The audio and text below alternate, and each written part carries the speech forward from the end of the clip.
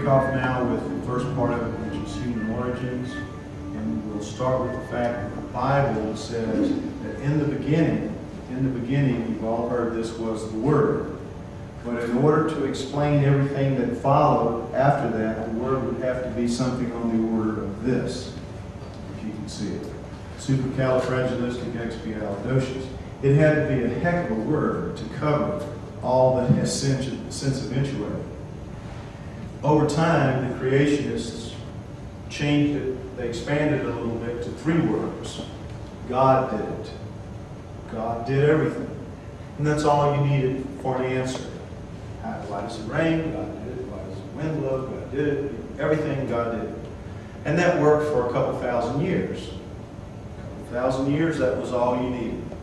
But then 145 years ago, a new group of people came on the scene, the Darwinists, with what they thought was a better, more rational explanation, which is that nature did it. Don't need God, that nature, and nature only, did it. And there was a line drawn down the middle. God here, nature here, and no mixing. No mixing. 145 years. And then the creationists tried an end run by bringing in a group of much smarter individuals, much better educated than the original ones, and they are called intelligent designers. Intelligent designers. But still, basically, God is at the bottom of their theory as well. God did it. Everything is so complex it couldn't have happened by accident. Therefore, God had to do it. Only recently has a much smaller group of individuals started putting forth a theory called intervention. I'm one of those. I'm an interventionist. And what we say is that it wasn't a God with a capital G, an anthropomorphic God. It was a group of gods, multiple people, multiple beings, small g gods. And that they did it. That's our mantra. They did it. Not God did it, not nature did it, they did it. And that accounts for everything in its own way that has come to be on the earth. And that's what I'm going to be showing you here, basically, tonight. In my beginning, next slide, please. In my beginning, the book, Everything You Know Is Wrong, which is not here. You can't get it. We tried to ship it here, and it didn't work out with the publisher. A lot of problems, Australia, a long time, etc. You will be able eventually, if you wanted, to get it through Duncan Rhodes' Nexus magazine. So if you want, keep in mind. If you want to order it from the States direct, go through Barnes & Noble. Barnes & Noble has the best shipping rate, www.bn.com. Barnes & Noble. All right, what I try to show in the cover here is the interventionist point of view boiled down. That the gods, multiple gods, small g, handed the spark of human life to the primitives that were on the earth at the time by means of intervention via genetic engineering, which is symbolized by a test tube. That is the theory. We are genetically engineered species, product, and we'll talk about that as time goes by. Next slide. In the beginning, boy, every one of these is apparently going to be cut off at the top, and I'm sorry for that. I don't know how to fix this. But in the beginning, what you have is the cloud. So in the Bible's beginning was the Word, in my beginning was the book, and now in the beginning was the cloud of dust and gas swirling around and over about 10 billion years down to about 4.5 billion years ago, when the solar system took the shape basically that we know now, and the Earth was basically coalesced out of the cloud as the proto-Earth. Next slide.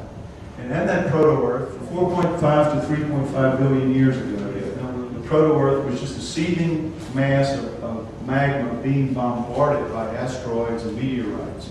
It was just an impossible place to live, as you can see. Next slide. Then as it began to cool off over time from 3.5 to around 2.5, the next billion years, we have cooling enough to where we have incipient land beginning to show, but still it's mostly molten lava, but at least the bombardment of meteorites and all that stopped. Now, no one would have thought at one time that life could have begun on Earth at a time like this.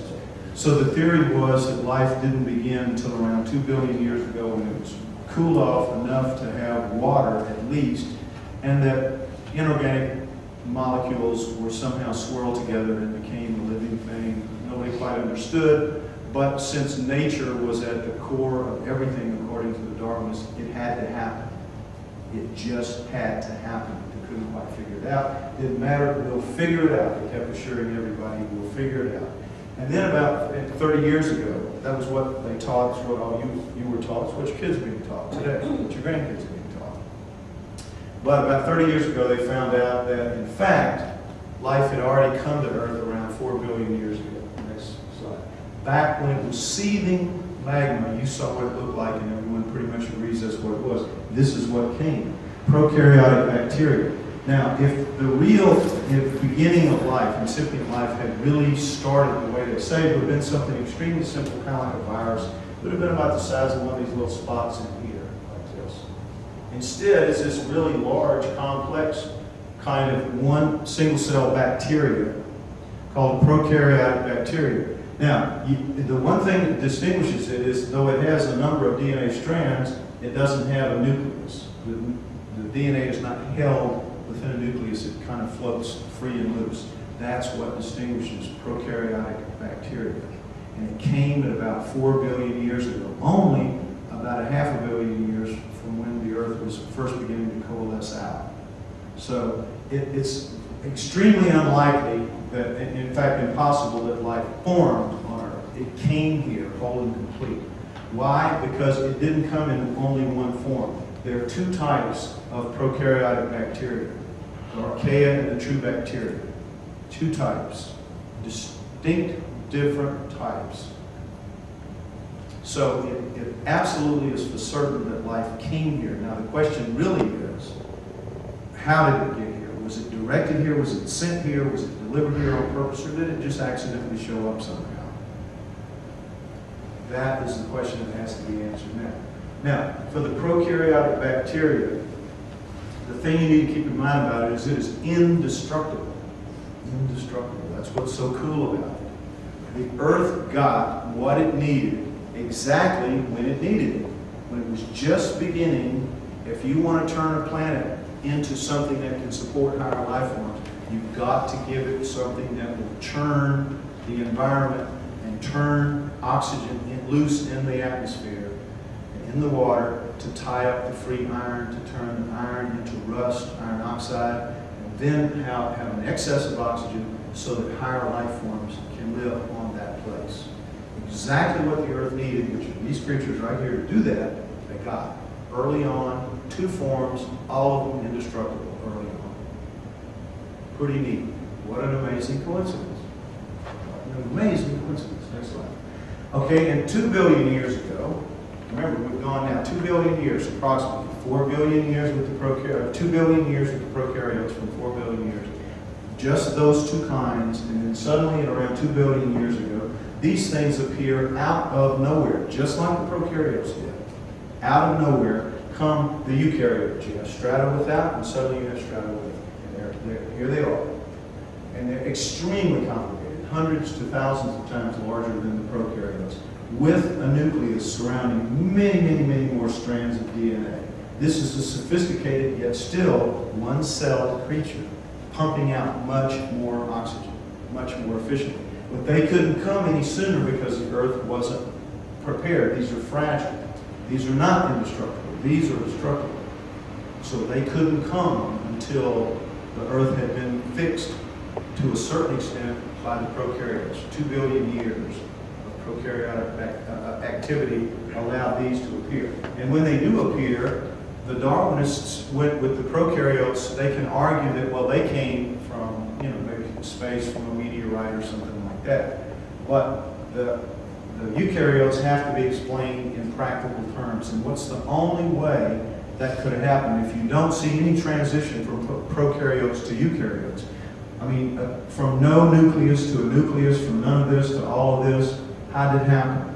What they say is this, get it, that after a couple of billion years of living side by side, the larger prokaryotes suddenly decide to eat some of the smaller prokaryotes. And instead of becoming food, the smaller prokaryotes change their physical structure into all these different things, including the nucleus. that magically, somehow, they cannibalized each other, and it worked, and a new, much more sophisticated living thing came to be. And for as absurd as it sounds, it's gospel among biologists. It's ridiculous, but it is accepted. Next. Now, this is how they say it happened. These turned into all this. It didn't. It's ridiculous. Next slide. After another 1.5 billion years, from 2 billion years to around 560 million years ago, just round it off to 500 million, give or take. Another 1.5 billion with the prokaryotes and the eukaryotes pumping oxygen into the atmosphere, tying up the iron, making iron oxide, and having an excess of oxygen. Suddenly, out of nowhere, you have the seas filled with creatures. This is called the Cambrian explosion, and it's exactly what it was. Thousands of species of animals and plants, none of them looking anything like anything we have on Earth today, except the horseshoe crab. That's the only thing that's left, and it looks kind of like this, maybe the descendant of this one. Other than that, they don't look like anything we have today. And yet it came out of nowhere within about a 5 million year period, which is an idling compared to all the billions of years that have come preceding that. The Cambrian explosion, boom, there it all is. All 26 animal phyla that we have today came at the same time. Again, overnight. No catastrophe, nothing leading into it. It just came when it came, and it happened, and it was big. Next slide. This is the timeline to show you what I've been telling you. The beginning's at 4.5, and then you have the bombardment, and there are the prokaryotes at around 4 billion years ago while the bombardment's still going on. Prokaryotes, prokaryotes, prokaryotes, down here to 2 billion years ago, and then the eukaryotes joined them. And notice that they're still the same today as they were when they started out. No appreciable, no Darwinian evolution at all. It's the same. You would think that the first and the simplest would have had a heck of a lot of evolution going on, but they don't seem to have. They seem to breed as true today as they did then. Anyway, so the eukaryotes and the prokaryotes continue on, and right here in this little blink right here, that little window, is the 5 to 10 million years when the Cambrian explosion occurred, and then after that came the full panoply of complex life as we know it. In only the last 5.5 billion, half a billion years, 500 million years. So it's a small part of what came before. All of complex life as we know it. And how did it happen? Well, next slide. What the Darwinians tell us is that this is the way it happened. It went from eat, survive, reproduce, eat, survive, reproduce, to this guy who can stand here and say, what's it all about?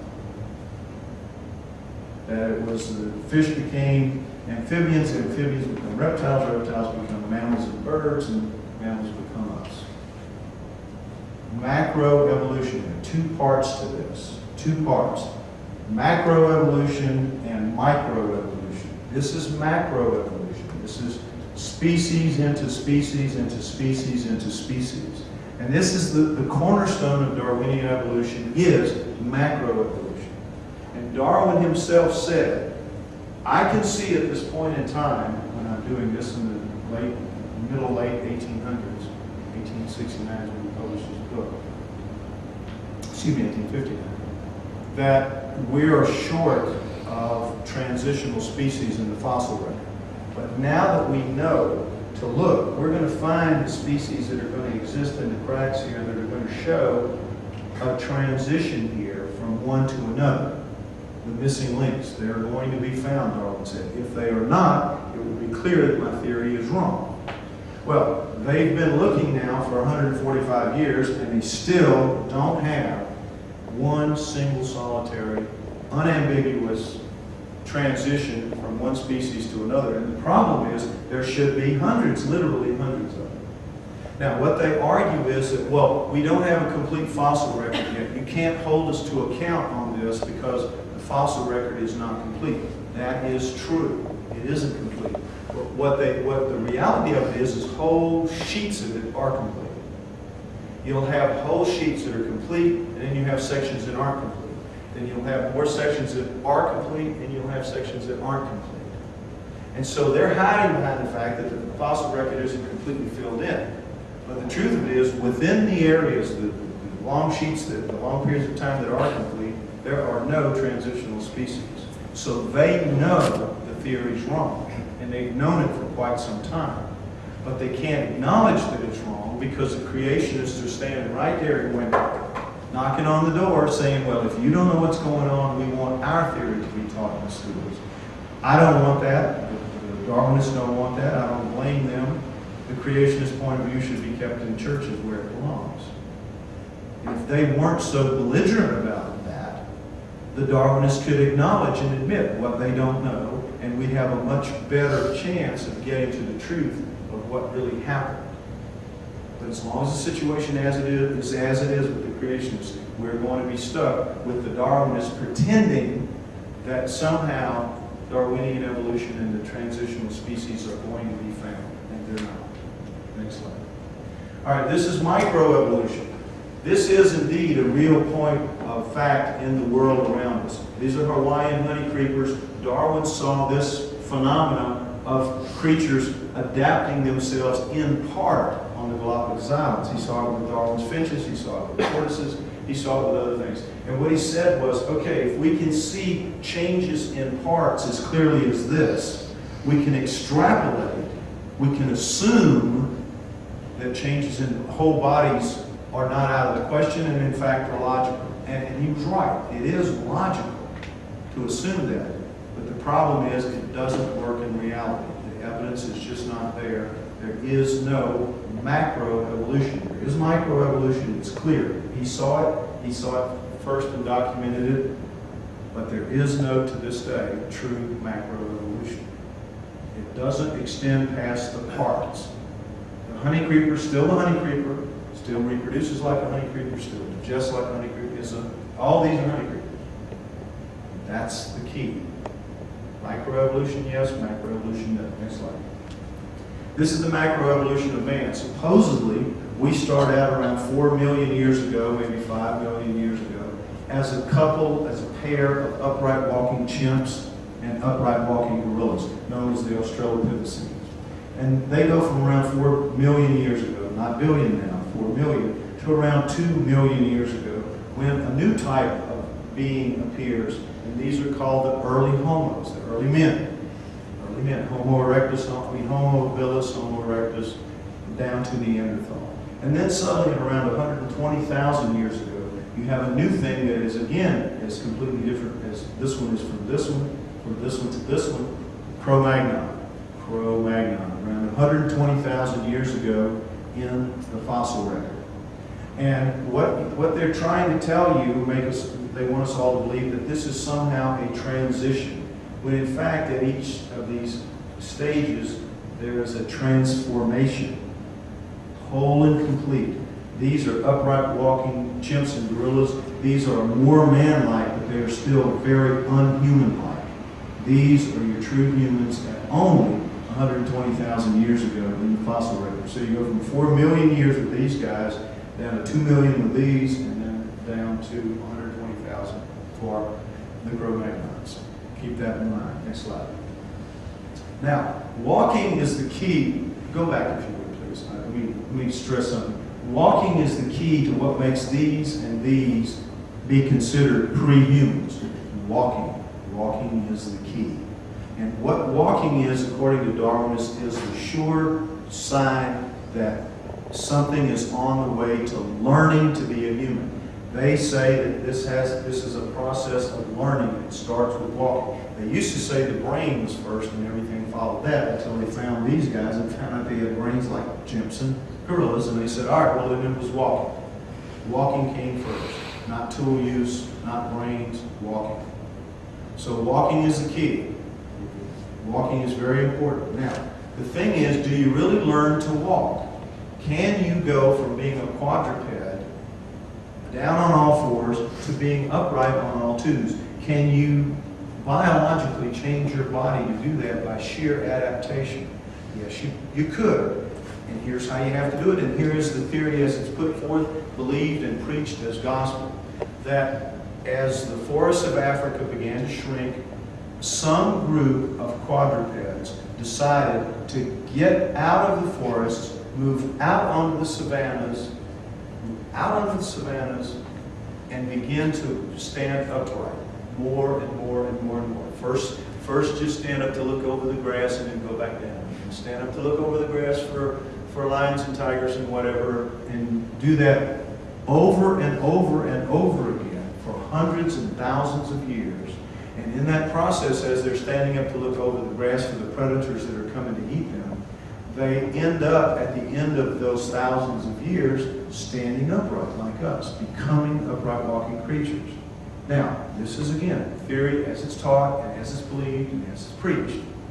The problem is, how do you get through thousands of generations when as soon as you come out of those trees and walk out onto the savannah, you are nothing but a walking snack tree? You have no fangs, you have no claws, you have no tough skin or anything. You're just a big bag of food moving for the big cats out on the savannah. It requires that you have generation after generation doing this, altering their bodies as they move, as they learn to stand upright. Couldn't happen. You can't get from the beginning to the end because everything in between has been eaten by the big cats before they can reproduce and pass any modification on. You understand? It just couldn't happen. And yet, that is what they teach. Because from their point of view, it can't happen any other way. That has to be the way it happened, and yet common sense tells anybody that it couldn't. So, where do these walking creatures come from? It's clear that they're walking. We have the tracks at Laetoli at 3.2 million years ago, perfectly upright. And we have Lucy at 3.5 million years ago.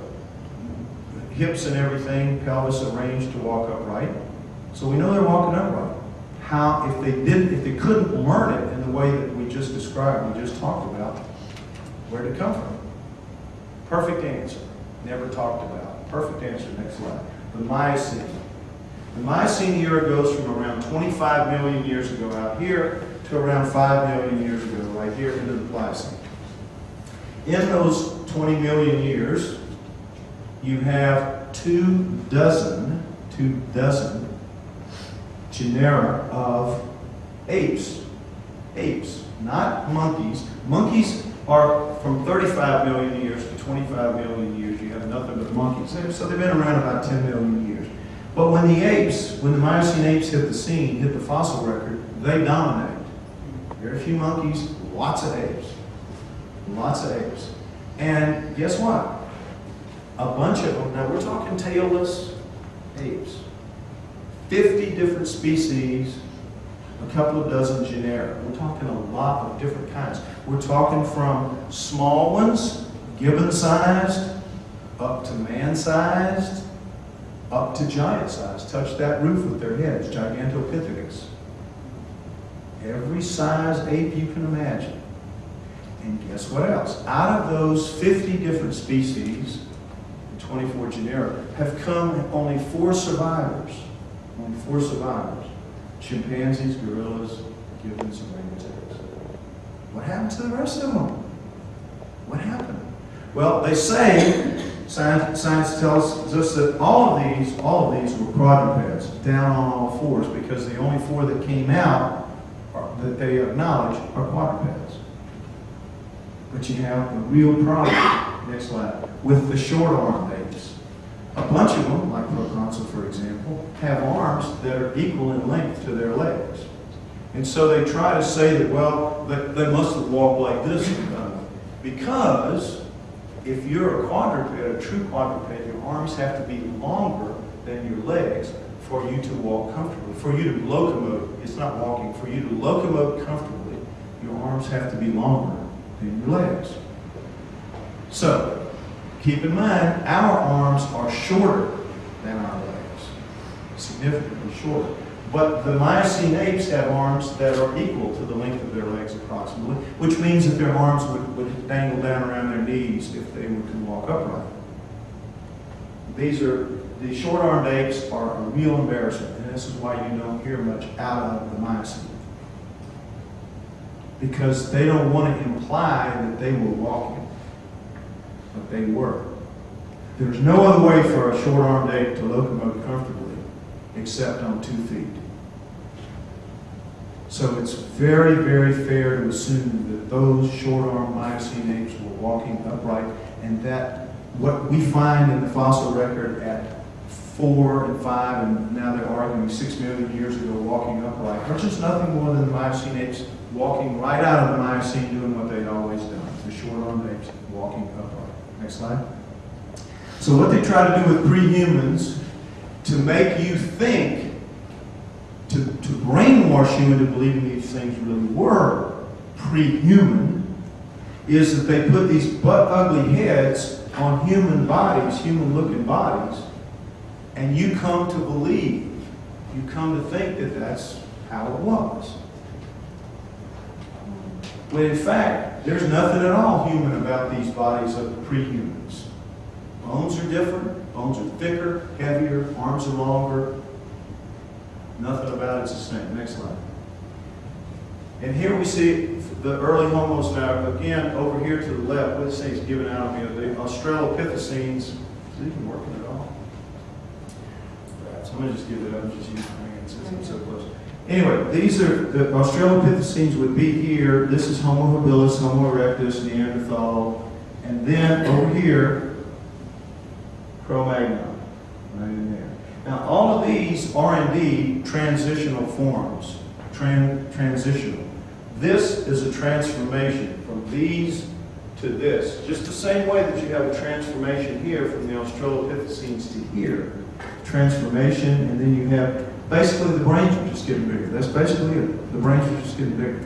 But with the skulls themselves, the bones are very heavy compared to ours, very thick compared to ours. The brow ridges are very heavy and thick compared to ours. The eyes are big, round, night vision eyes. You eyes like this, you get night vision. Noses, look how big and wide the noses are, the nasal passages. Big, wide, flat noses. You got a mouth sticking off the face. These teeth are jutting out. It's hard to see this, but they do. They have no chins. If the jaws were here, you'd see they have no chins. They just slant back. This guy, Cro-Magnon, comes from all of this with exactly the opposite in every way. He's got a forehead. They all lack a forehead. They just go back from the eyebrows. We've got a forehead. Very reduced brow ridges. Very reduced eye sockets and poor night vision. A nose pinched up off the face. A mouth squashed back in flat. And the chin sticking out. Exactly the opposite. And yet somehow that's supposed to be a transition that you go from this one looking pretty much the same, this one, and then suddenly, boop, totally different, and that's a transition. That is somehow a natural flow of events. No, even the Darwinists acknowledge that can't be. So they say, all right, well, yeah, we acknowledge that, real problem. We're going to plug that hole with a missing link that's going to go in there and show some transition. Well, the problem is, if anybody that knows anything, they need a couple of dozen to transition from this to this. You need a couple of dozen species in there to show that. They don't have a finger bone. There is no missing link in the human chain. Never has been, never going to be.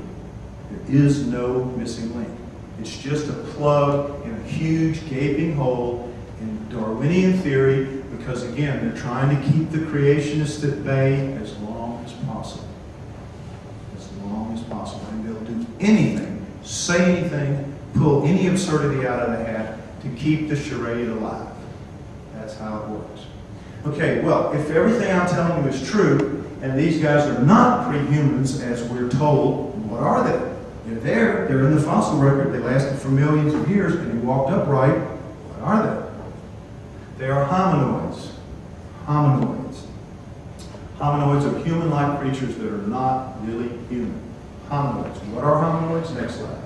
You have them here. We have them there. They're all over the world. Every continent except Antarctica. Bigfoot, Sasquatch, Yowie, Almas. They have names wherever they are in the world. They are everywhere in the world. There are deep forests, jungles, and swamps. They live in the part of the world, parts of the world that we don't live in.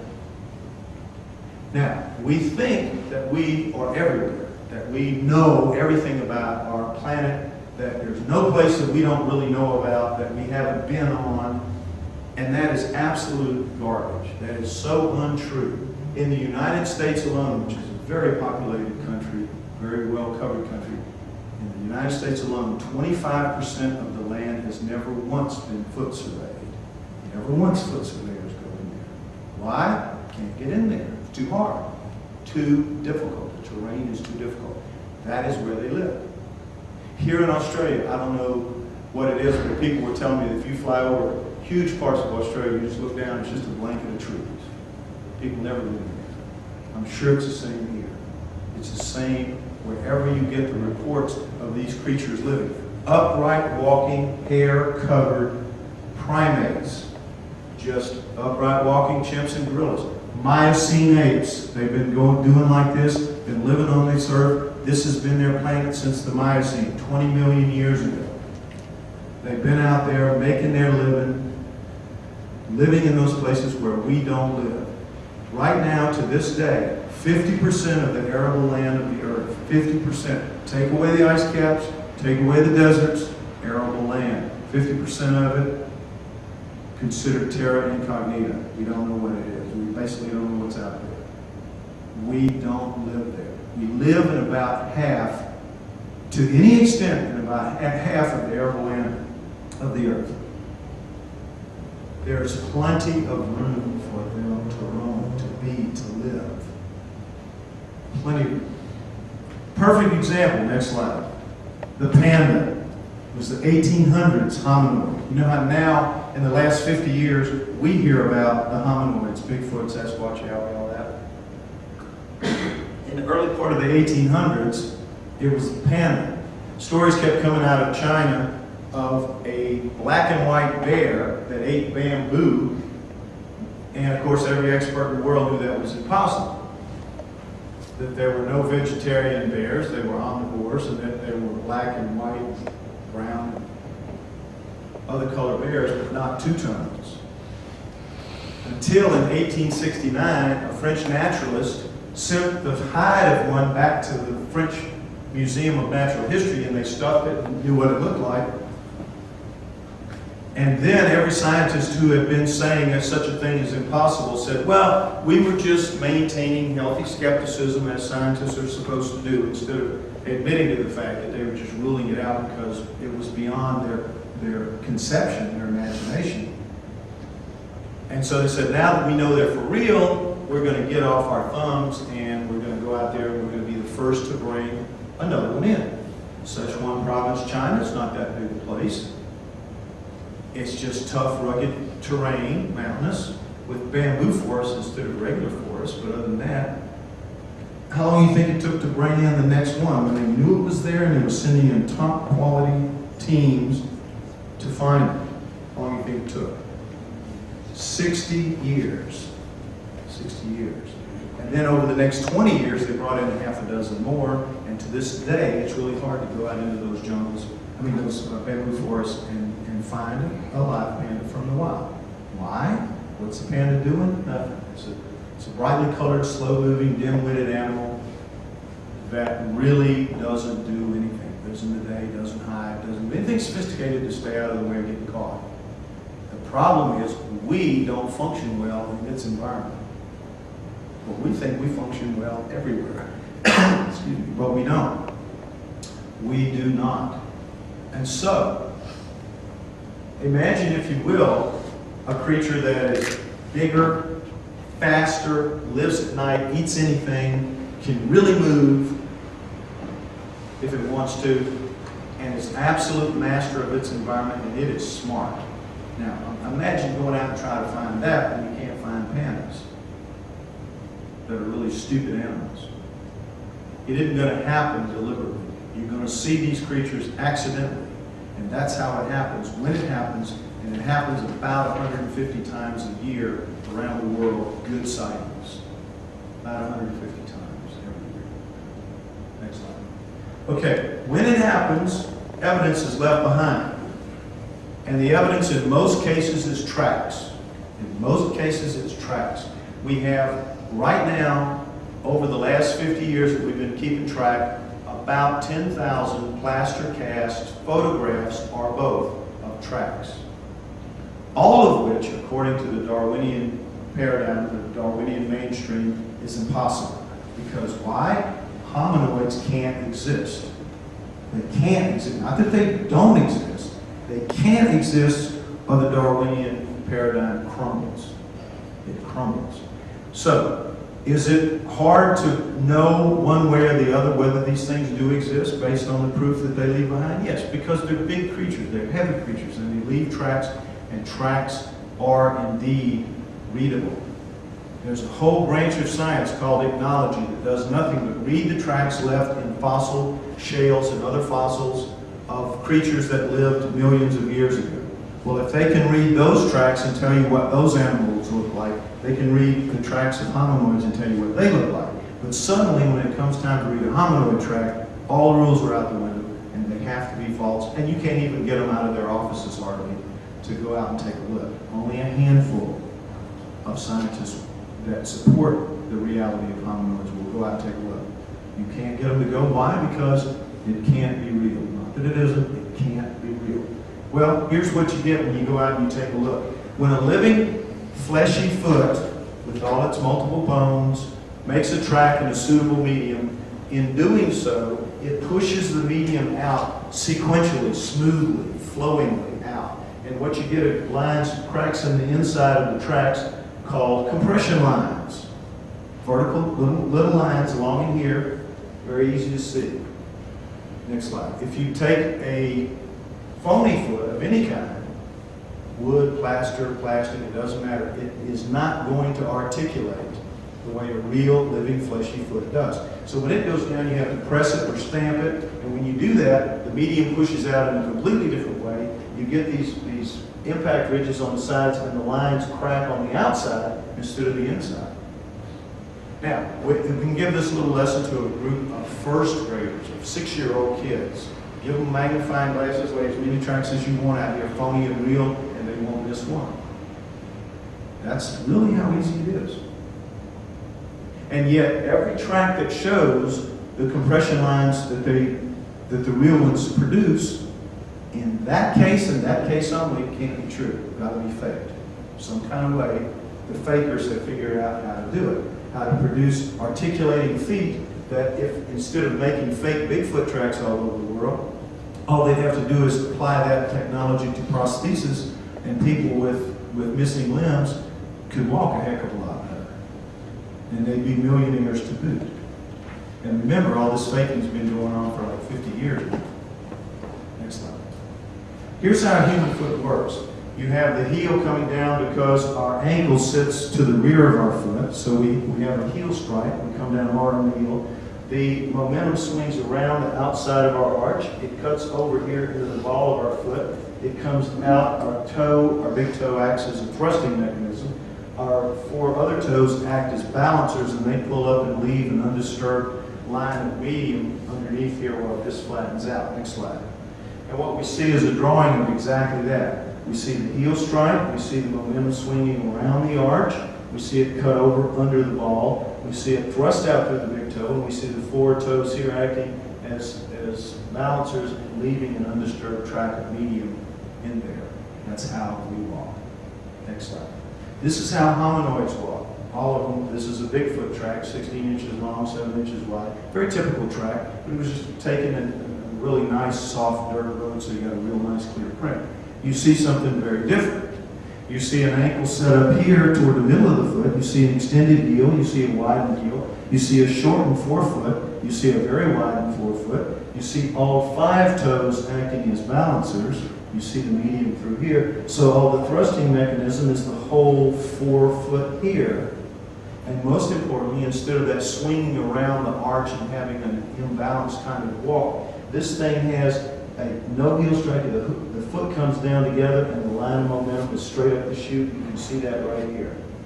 A totally different foot. A totally different foot, walking a totally different way from us. And guess what? Tracks of Laetoli 3.2 million years ago. That's how they look. That's how they walk. And furthermore, they walk better than we did. Because that foot, instead of like us coming down, heel strike, toe out, heel strike, toe out, that foot's coming down smoothly. This thing is walking better than us. It's keeping its knees unlocked, bent. So it's using its muscles in its thigh, its muscles in its behind. The way to do it, the right way to do it. Its joints don't wear out like ours do. If you look at us walking in slow motion, we're actually doing it wrong. We're doing it inefficiently. We're locking our knees, we're throwing ourselves through our hips, and over time, our joints wear out. As we get old, all you have to do is go to a nursing home. You can see it. It shouldn't happen if we were walking correctly. Something is wrong. These guys do it right, we do it wrong. Next slide.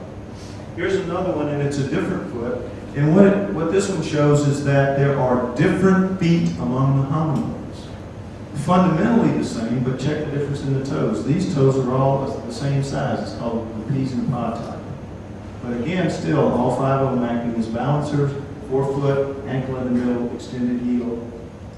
The same different design, but with different toes. We all have the same fundamental foot. They have different ones. Very unusual. Next slide. Dermal ridges. In the best hominoid tracks, dermal ridges show up very clearly. What are dermal ridges? They're the fingerprints, your fingerprints of your feet. You know how when a baby's born, if the hands are too small to do the fingerprints, they just do the whole foot. Boom. Print the foot.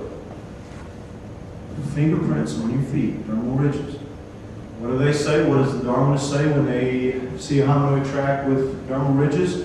Whoever faked it took the time to sit down and carve them in. When, in fact, they're so fine and so complicated, and each one is unique. Remember, each one is unique. Just like fingerprints. Lasers couldn't do it. And yet somehow those fakers have taken the trouble to sit down and make a foot that fully articulates so that it leaves compression lines and it leaves dermal ridges. Those fakers know their business. See how silly it is? It's absolutely absurd. Next slide. This is a stride comparison with a 6-foot man. You see the track here and the track here. See how it is. If somebody was indeed faking them and wearing fake tracks, because they make such, they go into the mediums at such depth that we can judge how much they weigh, we know they're weighing 500 pounds, 600 pounds, 700 pounds, 800 pounds, depends. But you can tell from the medium technology can do this. It's amazing what they can do. That means that the person who's making these tracks has to be in the range of 7, 8 feet tall themselves, and they have to be very heavy people to begin with, and then they have to put 300 or 400 pounds on a barbell and carry that and go, you know, making the tracks. The problem is, if it's a human foot, it's going to have a deep heel print. It's going to have the standard heel impact that we have, and those are just not visible in the hominoid tracks. It's clear that these are living creatures making these tracks that don't walk the way we do. Don't walk anywhere close to us. Just forget about the size differential. The walk is not the same. Next slide. But here is the differential, the difference in the way the foot's put together.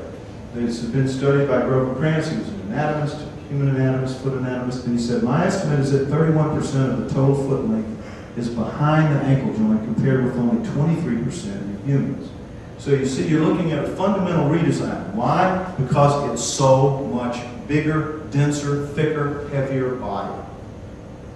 All the hominoids, whether they're small or whether they're big, and by the way, there are different sizes of them. There are pygmy size, there are human size, and there are the giant size. Bigfoot, Sasquatch, those are the giant size. Yowies, I'm sure you've heard, you have tall ones and you have more human ones. We have the same thing there. Everything seems to get lumped around the big ones because the big ones are so awesome, but there are many that are seen that are human size. There are different types. Just like the Miocene apes. Just like the Miocene apes. These are Miocene apes living today among us. It's their planet.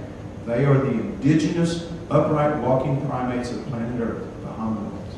Okay, so we see the redesign. Next slide. And also, I want you to keep in mind the difference in the motion, the forward motion, the way the momentum carries. Much better here than here.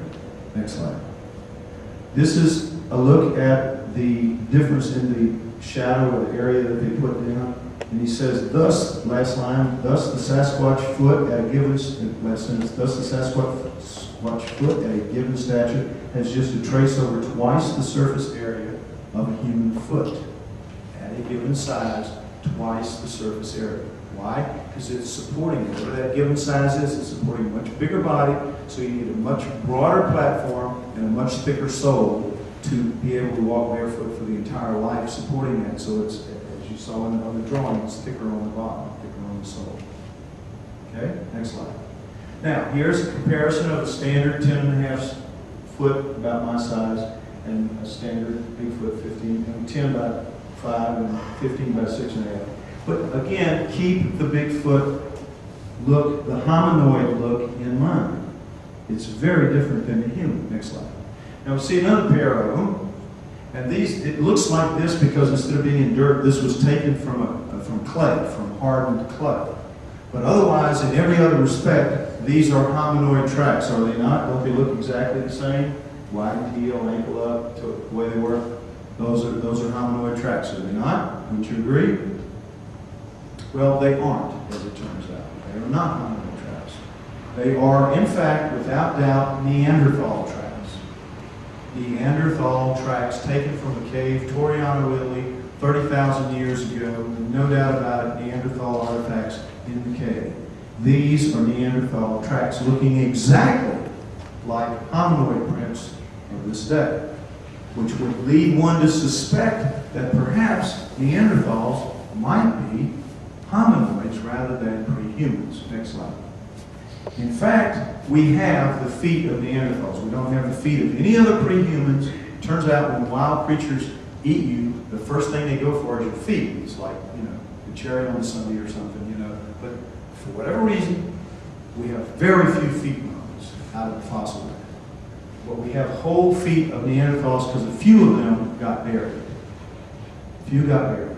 And so, what we have is a comparison here of a Neanderthal foot, Neanderthal foot, and look at the difference. You have the huge extension of the heel here relative to this. You have the ankle moving forward and widening compared to this. You have the flattening of the arch compared to this. And most importantly, look at the kind of sway that you have here in our foot. You can just see the imbalance caused by our momentum working around our arch, as opposed to this big, flat, poop, solid thing with the heel, the big, wide ankle by comparison shifted forward, the widening of the forefoot being the thrusting mechanism, the big toe here being the dominant one, the four little balancers, as opposed to these big, all five of them working as balancers. This is a very different, it's the same bones. It's amazing, isn't it? The same bones, completely redesigned for a different function. And understand that this foot is wrapping around here like it's a big, wide foot relative to this slim little thing here. Everything that you see in a hominoid foot is sitting right here in a Neanderthal foot. Next slide. Same with comparing with the drawings, you see the difference very clear. Just what the guy drew is what you get and what you see. Pre-human feet are hominoid feet. There's no doubt about it. All of the pre-humans. That's all the Australopithecines, that's all the early Homos, up through Neanderthal to Cro-Magnon.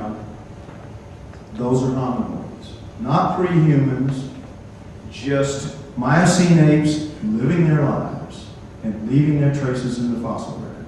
Humans don't appear in the fossil record until 120,000 years ago. Suddenly, overnight, like everything else. Next slide. So what they do now, try to get you to believe, part of the brainwashing, is that Neanderthals, which initially were considered brutes, pretty much like what they are, they're now just ugly humans wearing furs. Why? Because Neanderthals clearly lived during the Ice Ages in where the Ice Ages were at their worst.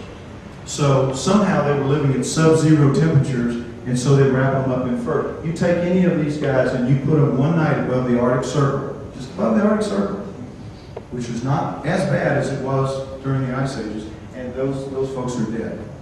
One night. Dead. Fur is not going to get a human through that. You have to have a different physiology to survive that kind of climate. And the Neanderthals clearly did, because they did it for a couple 100,000 years. They were covered in fur. They had a different physiology than we do. And so if you want to see the true face of Neanderthal, next slide, it's going to look an awful lot more like this, which is gorilla, than anything like what you just saw, like what you were told to believe, what you were taught to believe. Nothing human on the horizon until you get to Cro-Magnon. Everything prior to that looking like this, covered with hair. Hominoid. Hominoid. Next slide. Now, if everything I'm telling you is true, where did we come from? If the earth belongs to the upright indigenous primates from Miocene hominoids, where did we come from? How did we get here? Well, I choose to believe the best evidence that I have is from the work of a man named Zecharia Sitchin, which I'm not going to go into in great detail here, but just to tell you that Sumer, the original culture that we have, that we accept, that scientists and scholars accept as the first one around 5,000 years ago, Sumer, which is modern-day Iraq, Tigris Euphrates, modern-day Iraq, where the wars are going on. That culture appeared out of nowhere. They came from the Stone Age, out of the Zagros Mountains, supposedly, down into the valley there, and produced this fantastic culture that gave us over 100 of the firsts that we attribute to a society. Now, how did they do that? How did they produce a culture that was as good as, and in many ways better than, the later Egyptians, Greeks, and Romans? Come right out of the Stone Age and boom, just explode with this wonderful culture. How did they do that?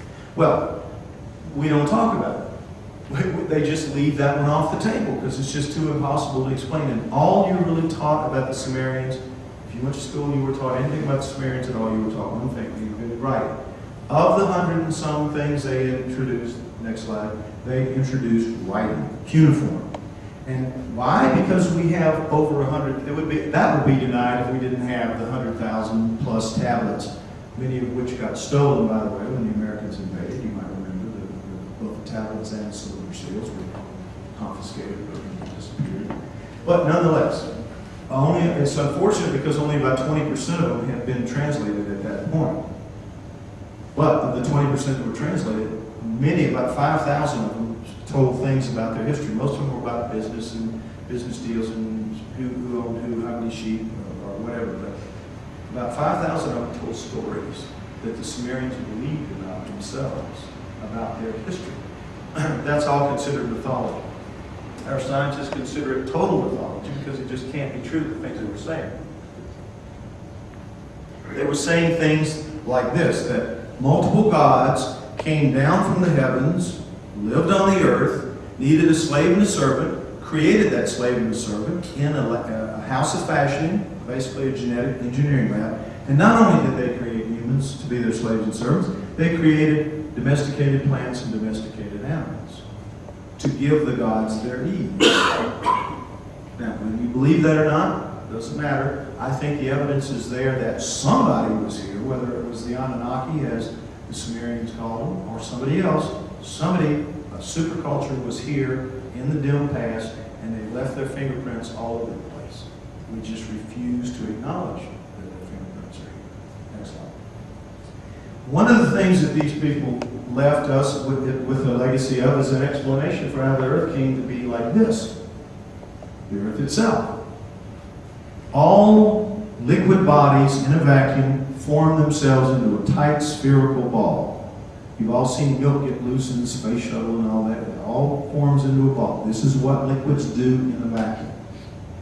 All of the astral bodies that we know of, except for the meteorites and comets, which are started out as pieces of this, supposedly, and the planets exploding and things like that, to create them. But anything that formed as a viscous mass, which clearly the Earth did, forms in a complete smooth ball. What happened to the Earth? The Sumerians have an explanation. Our guys are still trying to figure it out. That's in my book. It's in Sitchin's book if you want to find out more about it. Point is, there are some answers. Next slide. Another basic proof of the existence of these multiple super people, super gods, whatever you want to call them, are megalithic structures around the world. Megalithic structures at Sacsayhuaman, like these. If I was standing here, I wish I was in this picture, I'd be about right, my head would be about right here. That's how big they are. High in the mountains above Cusco, impossible for humans to have put this together, and yet we are told that they did somehow. And the same holds true for Tiwanaku, Teotihuacan, Baalbek in Lebanon, Stonehenge, around the world. Any megalithic structure you want to talk about, humans somehow did it because nothing else is allowed. No outside intervention is permitted. So they have to explain it in rational, natural terms. And so they just say somehow they did it. But we can't do it today. We cannot begin to reproduce this kind of precision in our work today. Next slide. Laying one stone every 8.5 minutes. Now, right there, that story's over with. Right there, that story is a fraud. That story is absurd. And yet, the Egyptologists will not hear that it couldn't be done. More than that, they weren't just slamming these things into place. Like these look like they were, but still they were being laid pretty carefully because they were all flat and they all worked out such that they went up to the top perfectly. But here's what's the amazing thing. They were covered with polished limestone, each of which was placed to perfection. And it couldn't be any other way because if you have mistakes down at the bottom, the size of a postage stamp, they're the size of a car at the top. Every single stone in these three pyramids had to be perfect, and they were. Next slide. Thank goodness after that, while they were stripping off the covering limestone, they left a few down at the bottom so you could see how marvelous the workmanship was. And here it is. This is a connecting line between two of the stones. It's the width of a human hair. Next slide. See it? Coin, connecting line right here. We cannot, in our wildest dreams, put stones together with this kind of accuracy.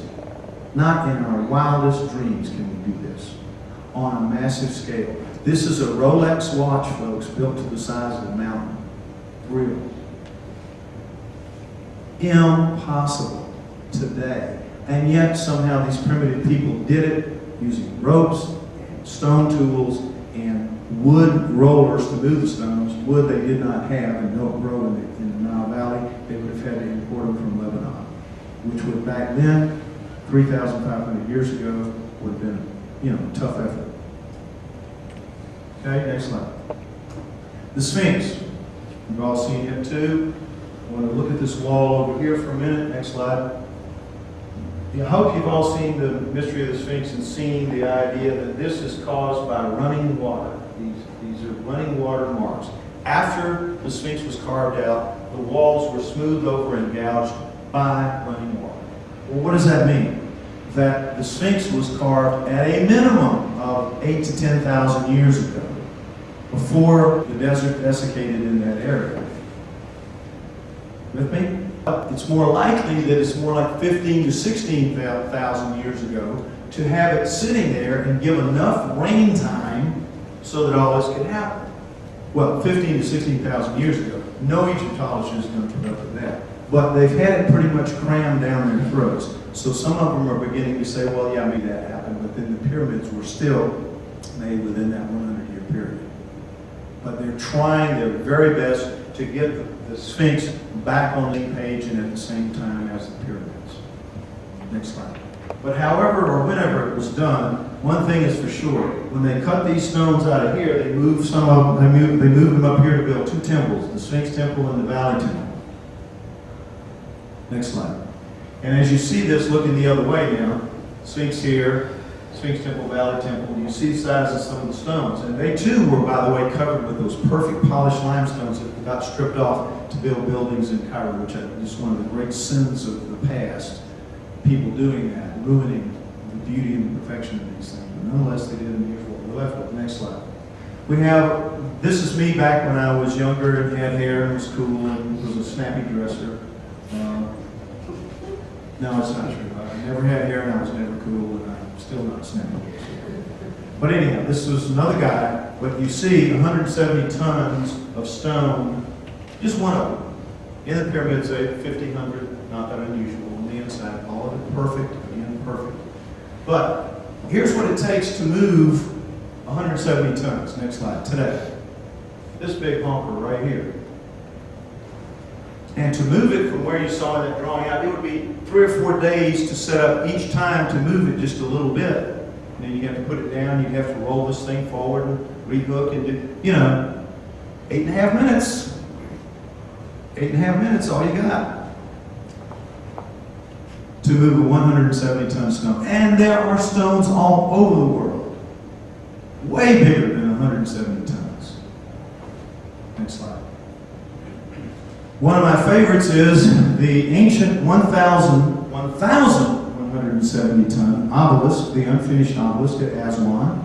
Pink granite, one of the hardest stones in the world, cut out obviously with some other stone that was harder than it, but we don't know where they would have gotten it. But nonetheless, they carved it out of this hole. It's in a hole. The guy that's taking the pictures up on land, and there's the edge of the right there. It's about 15 feet deep in a hole. And yet, as you can see, it's been worked and polished, and it's pretty much done. And they're just finishing off the spire, and something is digging out pink granite in chunks the size of the seats that you're sitting on. Some big machine just gouging.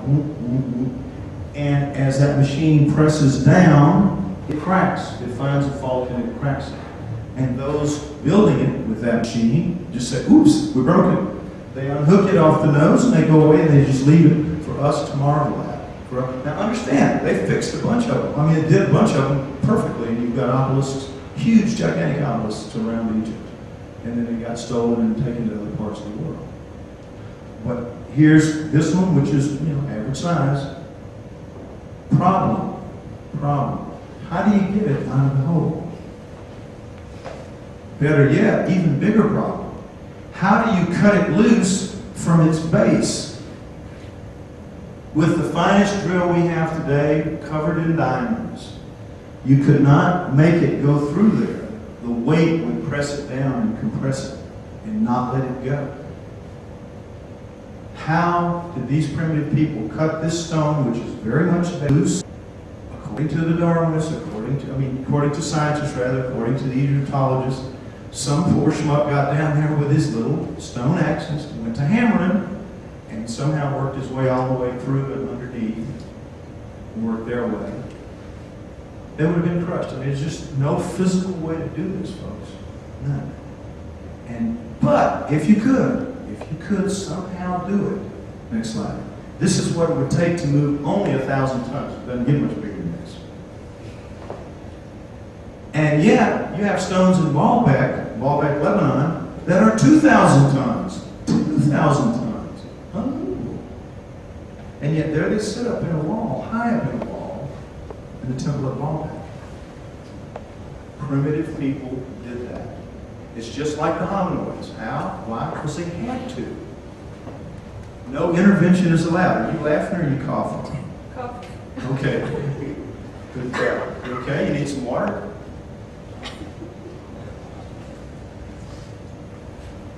All right. If it's true, next slide, then if they were here, we have other evidence to show that they were. As I said earlier, domestication of plants and animals.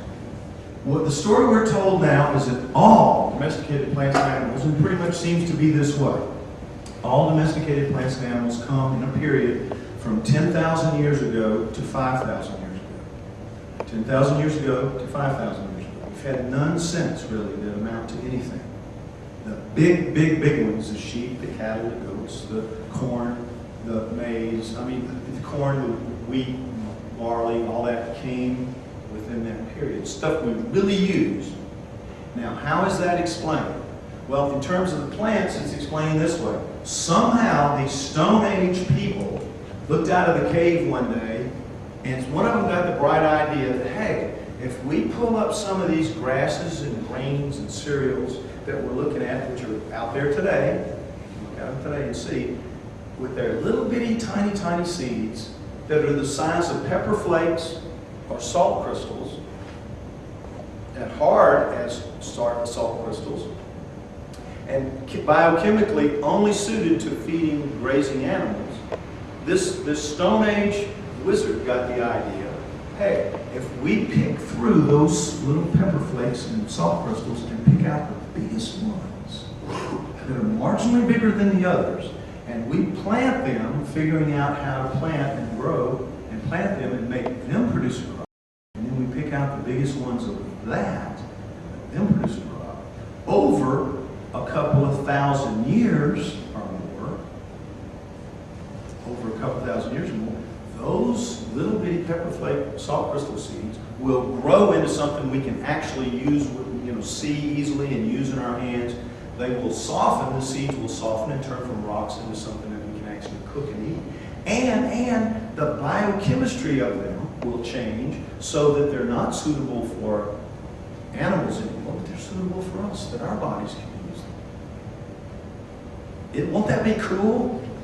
And that cave guy supposedly talked all his buddies into doing this, and doing it for generation after generation after generation after generation, planting and sowing and picking out the best, and somehow doing this, something we can't do today. Not been able to do and reproduce today, but somehow this genius did it, and not only that, multiple geniuses did it, because this was done all over the world, in different places at different times, within that 5,000-year window. And you get things that go from being these wild, hardy grasses like teosinte from this to corn. Next slide. And you go from this hardy little perennial that can just grow anywhere, anytime, doesn't need anything up to grow, to this, which is riddled with genetic defects. Riddled to the point where it can't live by itself. Without human intervention, corn as we know it, won't grow. Doesn't matter. We need it. We use it. We're happy to have it. But it is clearly not a natural species of anything. This is natural. This is very unnatural. Next slide. Same thing with wheat and emmer. Early wheat and emmer. Same process, where you go from these little tiny grass-like things into a much bigger seed, a much plumper seed, softer seed, and its biochemistry changes from feeding animals to feeding us. These Stone Age geniuses somehow pull that off. And more than that, next slide, what they had to do with every one of the domesticated plants that they were going to turn into grains and cereals and grasses that were going to turn into food, they had to solve the problem of rachis and blooms. Now, blooms are the husks that wrap around the seeds, and rachis are this area right here where they break off. Now, in the wild, rachis and blooms have a cycle where they're pretty tough when the seed is growing, to hold it on to the stem during windstorms and rain and all that. But as it matures, and when it matures, they turn incredibly brittle so that the seeds can propagate. You pick up a dandelion, it's gone, right? That's the rachis letting go. Rachis and blooms. The seed popping out of the bloom, the rachis letting it go. That's how wild things are. Well, if the rachis and blooms stayed the same, it didn't matter how big it got, you couldn't harvest it. Because when it ripened, what would happen? If you hit it with a scythe, every one of the seeds would drop on the ground. Couldn't collect them. Somehow the rachis the blooms had to be made strengthened past the period of ripening so that they would hold together during harvesting. Somehow the rachis had to do the same thing, but the rachis had to be set so that when you harvested it and got it back to where you wanted to thrash it and get the seeds out, in the thrashing process, the rachis had to know when to let go. It had to be perfect. It had to be precise for every single cereal, grass, and grain that was domesticated. So in addition to the biochemistry and the changing of the sizes, you had to solve these two problems for each one. Each one was different. Each one had to be perfect. As perfect as the stones of the pyramid. They were. They were. That's what's impossible to accept, that humans could have done this. Impossible. Next slide. Same thing with the animals, except it's different. Instead of making little bitty seeds bigger and softer and all that, they took big, tough, bad news animals and shrunk them down and made them gentled their spirits, changed them psychologically, changed their brains. Wild goats, domesticated goats. Wild oryx cattle, domesticated cattle. Shrunk them down and made them docile and made them domestic so that they could serve man. Give the gods their ease, as it says in the Sumerian texts. No doubt about it. Next slide. Same thing with pigs, from wild boar to domesticated pig. Imagine bringing this sucker, the first one. And what they say is, of course, the farmers that were growing those, domesticating the plants were at the same time domesticating the animals. And another one had the bright idea. Let's take these wild, bad news animals, bring them in, live with them, gentle them down over generations, and turn them into things we can use way downstream from our lives. Not going to happen. Absolutely absurd. Imagine the first guy bringing anything wild in. These big oryx cattle, bad news, wolves, turn them into dogs. Just isn't going to happen. Next slide. The cheetah, the king of domestication.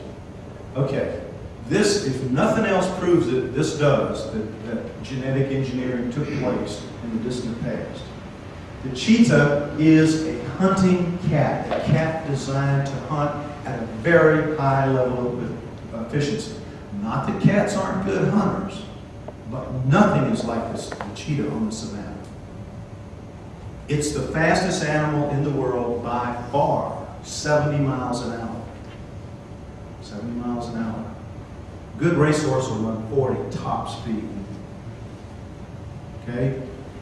Not only that, it is designed to hunt. It's got a different aerodynamically designed body, more like a greyhound than a true cat. You know how heavy lions and tigers and all the hunting cats are? This one is slimmed down like a dog, like a greyhound. More than that, it's got a different attitude. It doesn't have a cat attitude. It's one of the very first domesticated animals. We have records of it going back almost to 10,000 years ago in Asia, India, and Africa. It was very widespread, very tame. The pharaohs used to hunt with these guys. Okay? They were hunting animals designed for that purpose. There has never been a report of a cheetah attacking and killing a human. They have dog mentality in cat bodies. They have dog-like bodies in the sense that the bones are much lighter, the lungs have been modified, the breathing rate has been modified like no other dog, no other cat. But more importantly than that, get this, they have dog feet. With cat feet, soft pads and retractable claws, you can't make a turn at 70 miles an hour. But with a dog foot, a thick, heavy pad, and permanently extended claws, you're running on track shoes. You can turn at 70 miles an hour. The cheetah, among all cats, has dog feet. More than that, you see this brown fur? That's short-haired dog fur. See those black spots? Cat fur. Cheetahs sit like a dog. They get dog-only diseases, they get cat-only diseases. Now, as if that isn't bizarre enough about cheetahs, guess what? They all have the same DNA, same chromosome package. They're clones. You can take a cheetah from Africa, and you can take a cheetah from Asia. You could strip their skin off of them and swap the skin, and it would heal. You can trade hearts, no rejection. They're all the same. Now, when faced with this evidence, what do you think the Darwinists and the geneticists and the scientists said? What do you think they came up with? There had to be an answer, and there had to be a natural answer, so they came up with one. These cheetahs got squeezed through a bottleneck, a genetic bottleneck. And here's the bottleneck. Somehow, before 10,000 years ago, every cheetah on Earth, in Asia, India, Africa, all of them died, except for one breeding pair, or just a couple. And then they repopulated from those. That's why they all have the same genes, because it came from the same two original ones. Isn't that plausible? Doesn't that make sense? No, of course not. It's just an excuse. And yet, it's taught, it's preached, it's believed like everything else they put out. It's garbage. All right, next slide. There you're looking at somebody else who got put through a bottleneck. We got put through a bottleneck. Same thing. Everybody in this room has been put through the same kind of bottleneck that the cheetahs went through. Why? Because in 1987, as you see here, Newsweek magazine, it was found by a study of mitochondrial DNA of women around the world. Women produce and carry mitochondrial DNA forward. We all have it, males have it, but we don't pass it on. It passes on through the egg. So they did a study of women around the world, and they found that we did not, in fact, descend from any creatures 4 million years ago, which is what they went into the experiment looking to prove. Was it closer to 5 or 8, or, when did we really separate from our last common ancestor with the apes, as was believed at the time? They found that the oldest of us were only about 200,000 years old. 200,000. Not millions of years old. We were like brand new, a brand new species, which matches up pretty well with the Cro-Magnons at 120,000 years ago. If our mitochondrial DNA says we're only between 150 and 200,000 years old, that matches up pretty well with when our fossils begin to appear. And furthermore, the oldest of us come from southern Africa, making Adam and Eve black, if there was an Adam and Eve. You can imagine how this went over in the south of the United States. But nonetheless, that's the way it would be. The oldest of us come from southern Africa. And we only start up as a species around 150 to 200,000 years old. So what does that mean? Just like the cheetahs. All of us got wiped out. You know that we have Homo erectus all over there, in India, in China, in Asia, and in Africa. All of those got wiped out. The ones that were going to become us, leaving only a couple or a couple of pairs to produce us within the last 200,000 years. Same bottleneck, same kind of story that worked with the cheetah. They expected to work with us, and it has worked. People just buy that. No question. Next slide. Well, it's not true. We are supposedly descended from primates, and yet all of this about us is not the same. We don't have the same bones, same muscles, same skin, same adipose tissue, same body hair patterns. Head hair and nails are different. Skulls and brains are different. Locomotion is different. Speech is different. Sex is different. Genetic disorders. We have over 4,000 genetic disorders, folks. How would we get over 4,000 genetic disorders worked into the whole gene pool in only a couple 100,000 years?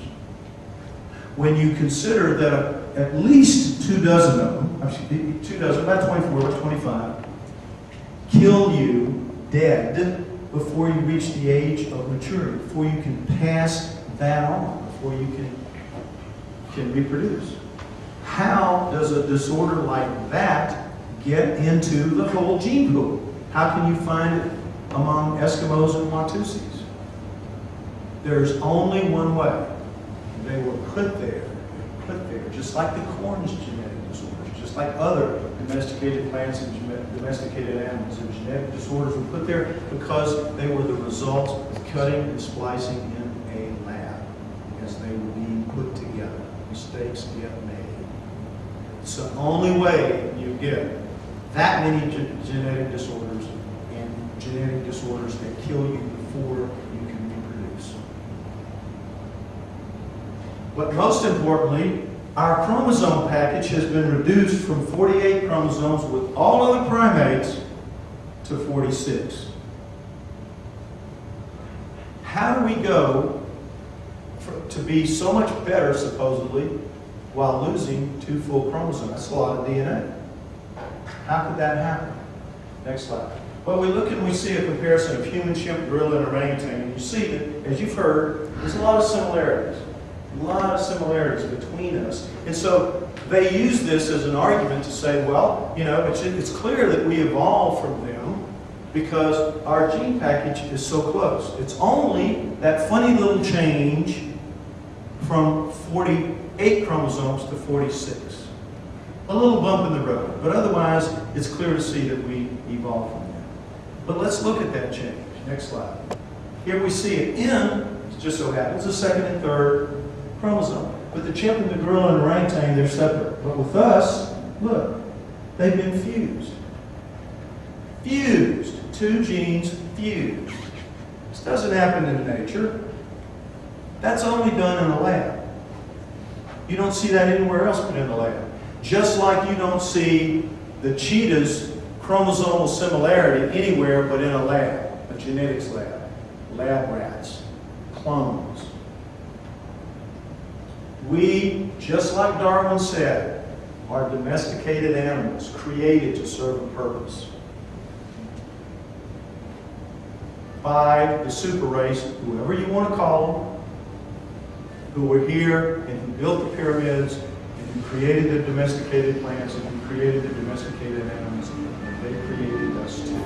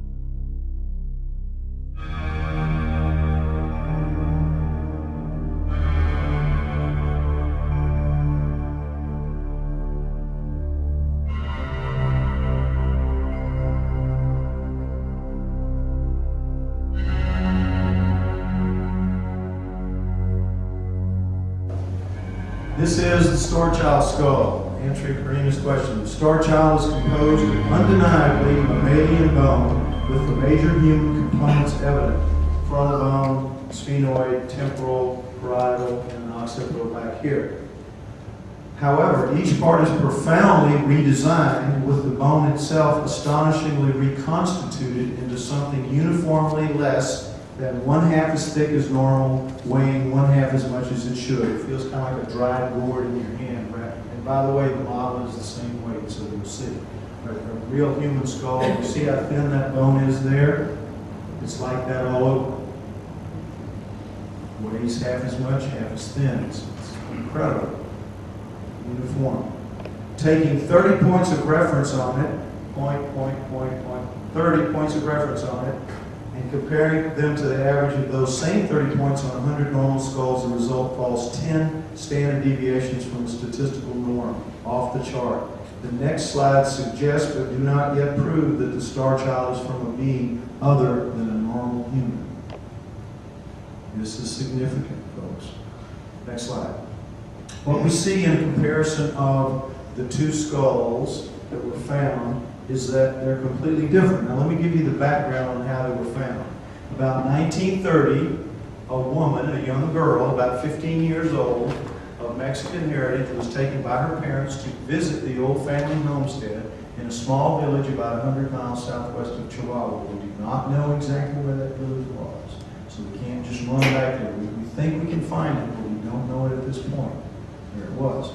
But at that village, she was told not to go into the caves and the mine tunnels in the area. That, number one, it was dangerous. Number two, it was just forbidden. It was taboo. Don't do it. Tell most any teenager anywhere what not to do, and, you know, they're going to find a way to try to do it. So she snuck off and went exploring. And she went into a mine tunnel, and she found a human skeleton lying on its back. And she got close to it. She noticed that there was what she called a misshapen hand coming up out of the dirt beside that skeleton, lying on the ground. And that hand was wrapped around the upper arm bone of the human skeleton. And she noticed, as she got even closer, that the dirt was all crumbly and loose beside the skeleton and over that hand that was coming up. So using her own hands, and this bears out because in a mine tunnel there would have been no rain, there would have been no compacting of the soil, and it would have been as loose as the day that the grave was dug, which we know from carbon-14 testing of both these skulls was 900 years ago, plus or minus 4 years. Those skulls tested out that way, so pretty likely that this story is true. So with her own hands, she dug out and she found the full skeleton there, and she said that it was smaller than the human, and the human is about a 5 foot tall female. So the skeleton would have been about 4 feet tall. And that it had a misshapen body. That's all she said, because she didn't know that some years after her death it would be important. But she from the age of 15, she smuggled the 2 skulls, not the full skeletons, just the 2 skulls, back to the States, shellacked both skulls on the outside. You see that shine is from shellac. Put them in a cardboard box and just kept them until it came time for her to die in the early 90s. And she willed them to another couple, friends of hers, and they put that box in their garage and kept it for 5 years, but didn't like 2 skulls in a cardboard box in their garage. So they said, the wife said, find somebody else. So they had a younger couple that they knew that were UFO knowledgeable. They were into UFO stuff. And they showed them this skull. They showed them both skulls, but they said, would you like to have one? When they saw this one, they said, boy, that looks like you could go in the head of a parade, doesn't it? Yeah. So we'll take it. And they said, take it with good riddance. So they did. And then they contacted me because of my work in human origins that you saw. I was already known for my work with skulls and bones already. So they contacted me and they said, could you take this and get it tested by scientists to find out what it is? And I said, yeah, sure, this is so cool, this is so unique, this is so different. I mean, an idiot can see that surely scientists will jump all over this and we'll have this tested out probably within 6 months or so. Which could have been the case if scientists were really scientists, interested in finding out the truth, but they're not. They're interested in keeping their peers off their necks and covering their bodies. And so we couldn't give the help that we wanted and anticipated. And so now here we are, instead of 6 months down the road with answers, we will be 6 years. 6 years, really pathetic. Jeez, it is. It's sorry. It's a miserable performance by everybody involved, including myself. Not much of a fundraiser. I just don't know how to do that glad-handing kind of thing that fundraisers do. I just put it out there and tell people, here's what we need, here's why we need it. I expect them to cough it up, and they never do. Because it turns out that, in the States at least, the UFO community is very social. They like the game. They don't want the game over with. They all say they do. They all say they want answers. And you present them with something that might provide answers, might really absolutely convince everybody that this is a real phenomenon, and they skitter the other way. They don't want the party to be over. And that's a fact. That's what I have found to be the case. You can argue with that if you want to, but that's my experience. It's fun. It's a social thing. And they don't want it over with. And so they don't really support it very well. So that's why I'm talking to you almost 6 years later. And we're still struggling. But for one woman, it would be over with, and this would be back in a box somewhere. But for one woman in England. Okay, now, when you look at the two things, that's the backstory. That's how it all came to be. When you look at the two things, the first thing you notice, obviously, is the eye sockets. If I stick my finger in a human eye socket, yours, mine, anybody's, it'll go about that deep, about 2 inches. Our eye sockets are deeper and bigger than you suspect. Put them in the star child, as you'll see for yourself. It'll go maybe up to there, not quite an inch at its deepest point. As you notice, the optic foramens where the optic nerve and the blood vessels and all come into are back at the center of the cone in the back. They've been pushed down at the bottom here. If this thing has eyes like we do, they're sitting about right here, rather than back in deep like ours. But if it has eyes like we do, because it's so shallow, they're sticking off the face like frog eyes. In a very dangerous position for a kid growing up just doing the normal things that kids do. They're going to get popped right out of their head. So maybe it doesn't even have eyes quite like we have. But one thing significant about it is when you take this to anybody, any specialist that will say anything about it, they'll say, well, it looks like, it doesn't look like it's got to be, as Bigfoot can't be real and the cheetah and all that. It's got to be some kind of genetic or birth defect. Genetic defect or birth defect, because that's the only two possibilities. Now, let's look at it for a minute. Genetic defect.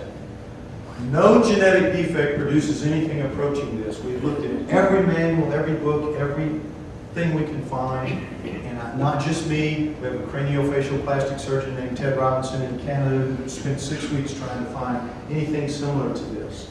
Can't find a genetic defect that produces anything like these effects. So eliminate genetic defects. You take it to any specialist and they'll all say the same thing. That birth defects, one time only, sperm-egg misconnects are capable of producing anything. Absolutely anything is possible. It's just like this huge, big garbage bin where they can dump anything they don't want to deal with. Birth defect. One time only, sperm-egg misconnect. But in fact, there are rules to that game. Sperm-egg misconnects. Everything is ugly. Everything is asymmetrical. Nothing is all-encompassing. Nothing is all-encompassing. Now, you can have something born completely without a head. You can have something born completely without a brain. You've heard of those, I'm sure. But normally, they don't live. They're dead out of the chute. This thing lived, and lived apparently for quite some time, as it was. Well, 900 years ago, plus or minus 40 years, you were born in a primitive, isolated village in Mexico, and you had one thing wrong with you. You had a cleft palate. You might make it. You had two things wrong with your face and your head. You were now skating on thin ice. They might choose not to keep you and start over. It's a new one. You were born with three things wrong with your head. You were done for. You were a faulty copy and you were gotten rid of.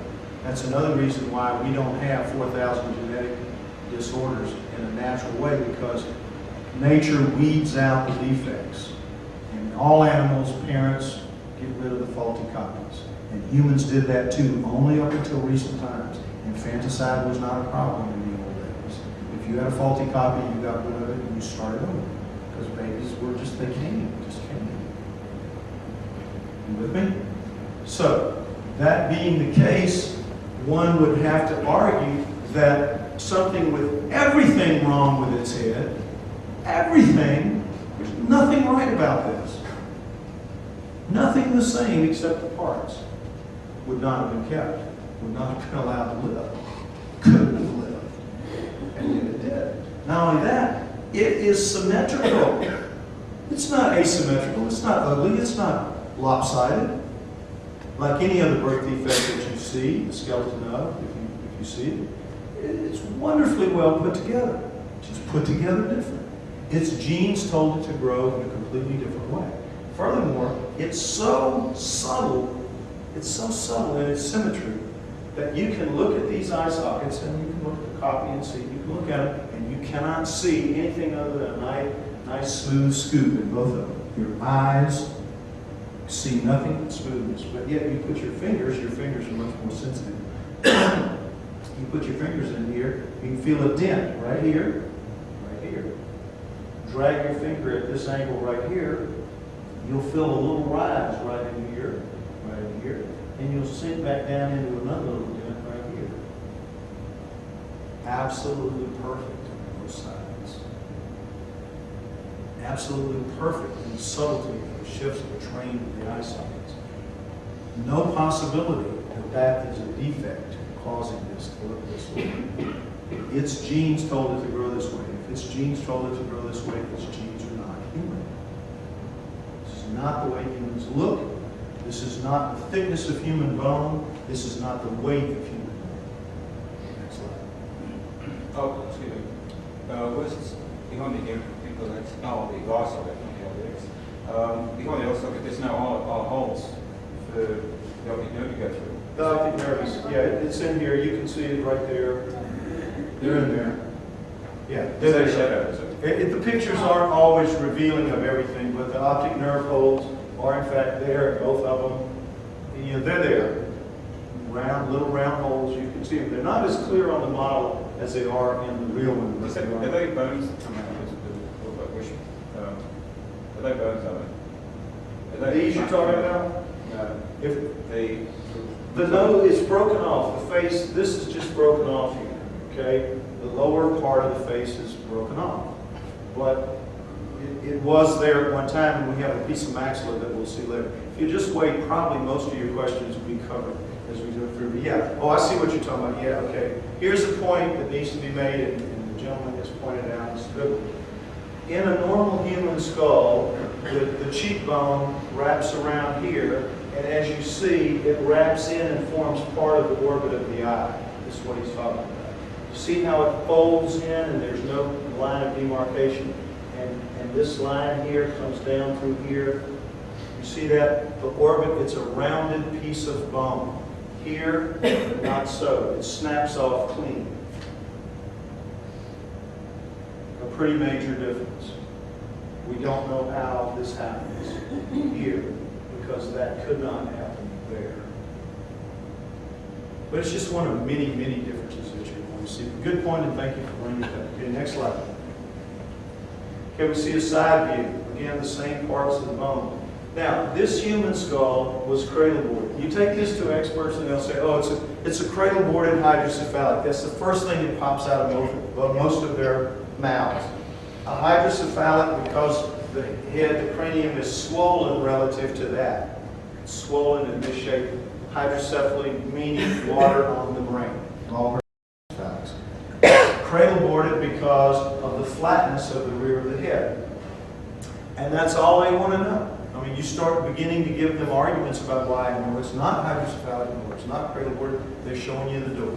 They have made their statement. They have explained it in their terms, in natural terms. Cradle boarded hydrocephalic, forget about it. I mean, I had the late Stephen Jay Gould himself, the man, the #1 guy, do that to me. Cradle boarded hydrocephalic, no, sir, Mr. Gould, it's not for this reason. I don't care what it is, it's natural. Take it away. Standard response. Well, it's not. This is a cradle boarded skull. Right here. Now, cradle boarding is very common in primitive cultures.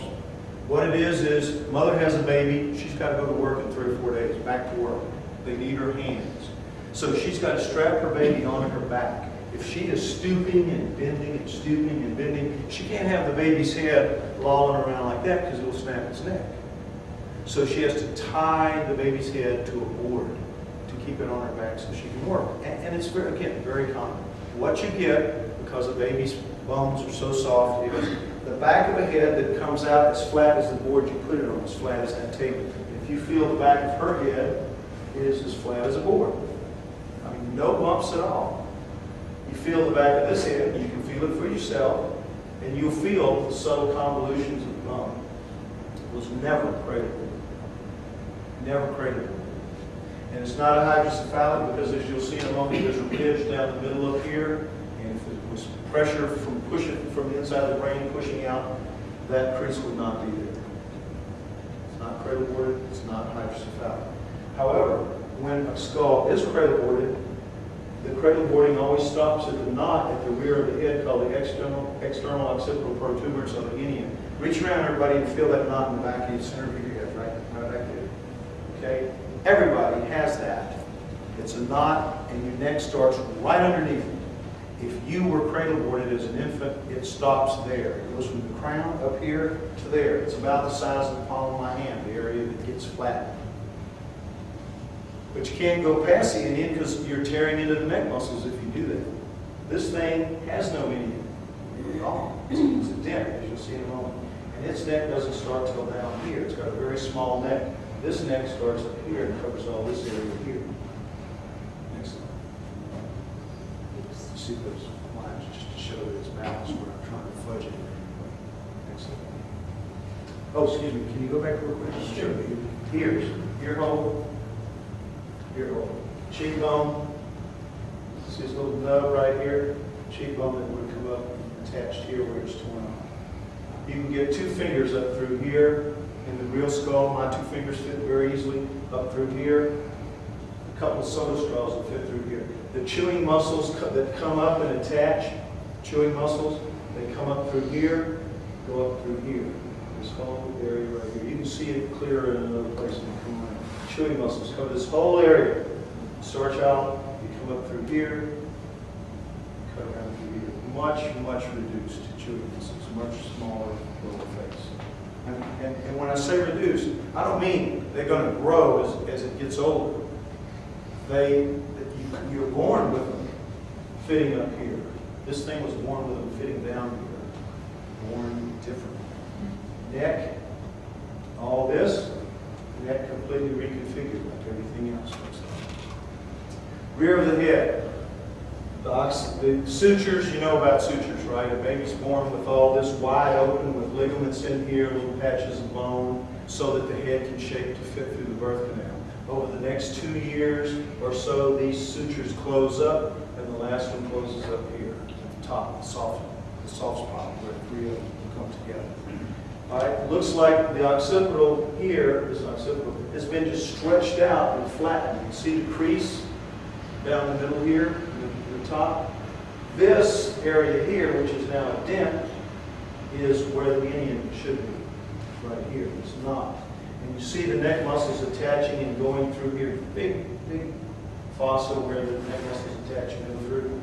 Well, you see they don't attach till down here, about 1 inch below where they should. So the neck is much smaller, much reduced neck, just like a much reduced face. And the crown, again, completely different relative to what it should be. These bones here, called Lermian bones, indicate that it's more than 4.5, 5 years old.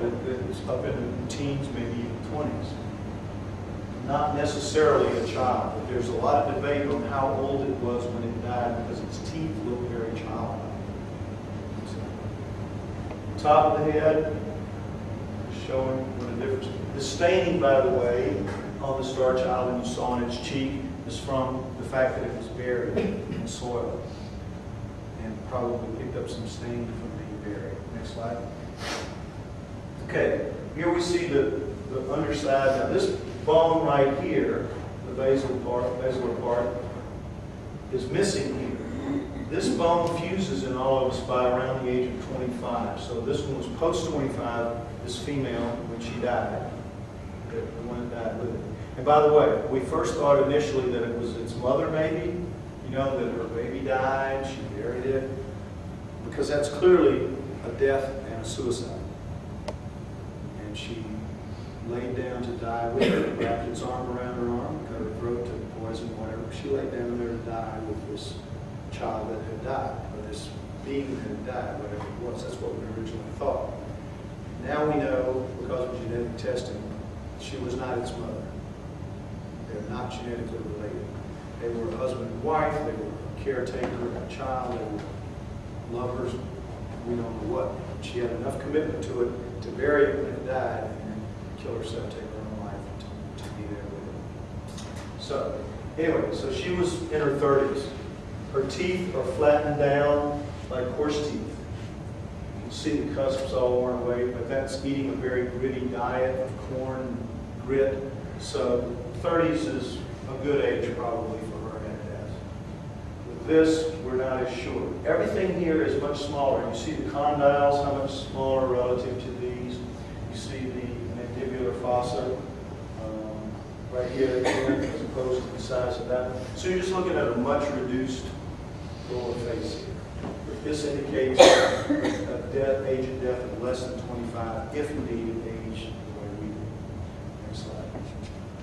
This is an X-ray of the two, and you see the human eye sockets and the frontal sinuses of frontal sinuses of human that look like cauliflowers, and you see with the star child completely missing. No frontal, not even vestigial, not even nubs, nothing. This thing didn't have sinuses at all. That's very unusual. And notice, if you will, look how the normal eye sockets look. Look at these kind of this flare thing over here. Isn't that weird? We don't know what it means, but that's how it came out of the X-ray. Also notice, if you will, how the brain kind of looks like this fills up solid, and you have here a kind of a brain within a brain. We don't know what that means either. It's different. Next slide. Okay, here we have some real strong proof against hydrocephaly from the outside. You see the veins. The brain presses up into the bone, and because the bone is soft, and this is from when you're a baby, the bone is soft, the veins make dents in your bone. The bone kind of wraps around the veins, and you see the tracks going all the way up. Here you see the same thing. You see the tracks going up all the way. So, but then you see this bulge in the parietal that we don't have. It's the same area here. So much more parietal. And this was the area, by the way, that was a little extended in Einstein to make imaging. A little bigger than average. So makes you wonder. Anyway, next slide. The teeth. Okay, we have the little piece of maxilla, upper right maxilla. This is this piece of bone right here from the middle of your upper jaw around to the right. Okay, this is the size. Forget how it looks here. It's real small. And it's basically the size of a child. This is the nose opening. This is the opening for. So it had a breathing capacity like we have. Nose opening like we have. And these are the two teeth that were there. This tooth has been lost to DNA testing unsuccessfully, unfortunately, the first time around. We still have this one. If you look in these holes here, you can see other teeth waiting to come out. And you x-ray this and you see 4 teeth up in here. So it's pretty clear that it has a child's dentition. And that's why we called it the star child initially. So we were told, well, it's not, teeth down, teeth up, it's small, it's weird, it's a child.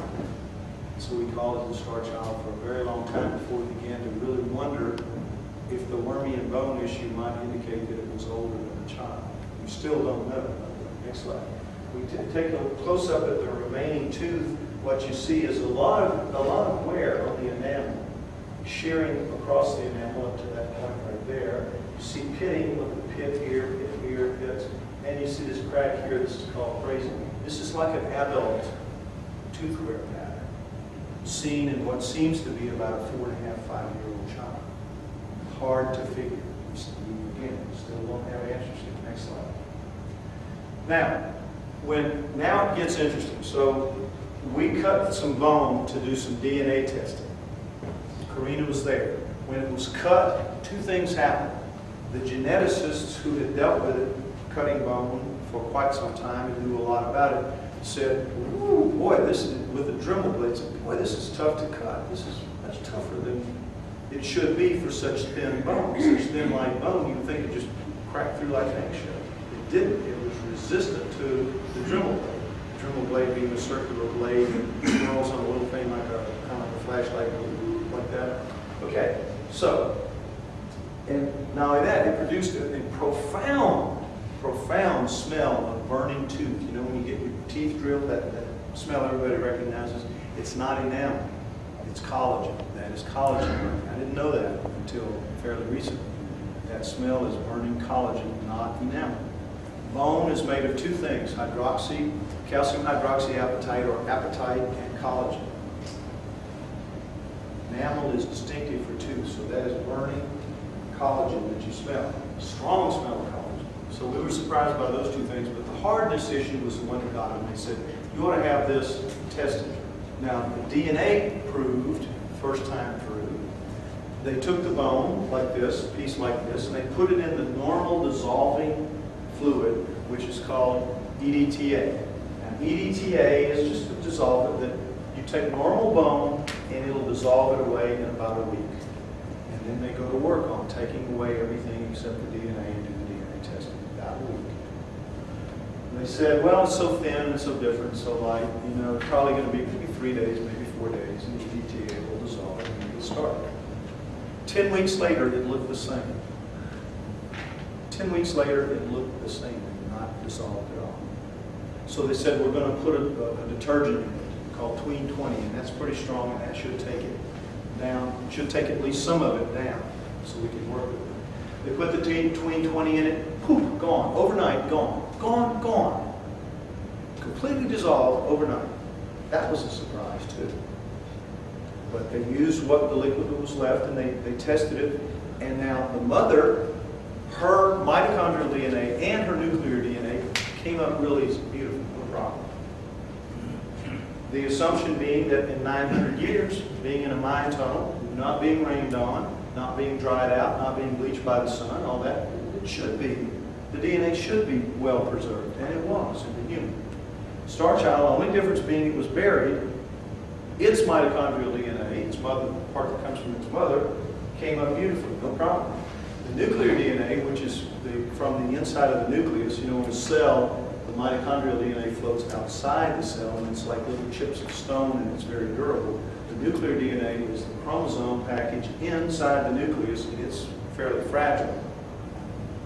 It didn't, for whatever reason, come up. They tried it 4 times. Each time, the mitochondrial DNA came up easy, the nuclear DNA did not. Couldn't figure it out. They said, well, there must have been some kind of weird degradation going on. It's understandable. It was buried. Might have been very acidic soil. It was buried in. Got some staining. So we kind of excused it away. We just said, we're going to have to wait a while until the primers get more sophisticated to get the nuclear DNA. But we believe nuclear DNA is here because the mitochondrial DNA is so easy to recover. Okay? So they said, in the meanwhile, you should test the bone to see about the chemistry, to see why it's so hard to cut. Because that's unusual. Not worried too much about the smell. The smell is a secondary to why it was so hard to cut. So finally, the lady who had put up the money for the DNA testing, she had taken a partner named Grant Singleton, who's now a partner in the deal, and he now runs Cognoscence, and he arranged to have the bone tested with the scanning electron microscope at the Royal Holloway Scientific Institute in London, which is a castle, a really big castle that's been converted into a scientific institute. So in the scanning electron microscope, this is what we saw. This is the cortical bone layer, outer, it's like a sandwich. Bone is like a sandwich at this type. The cortical layer outside and underneath, and the inside are the cancellous holes. And in here is where the marrow goes. The marrow moves.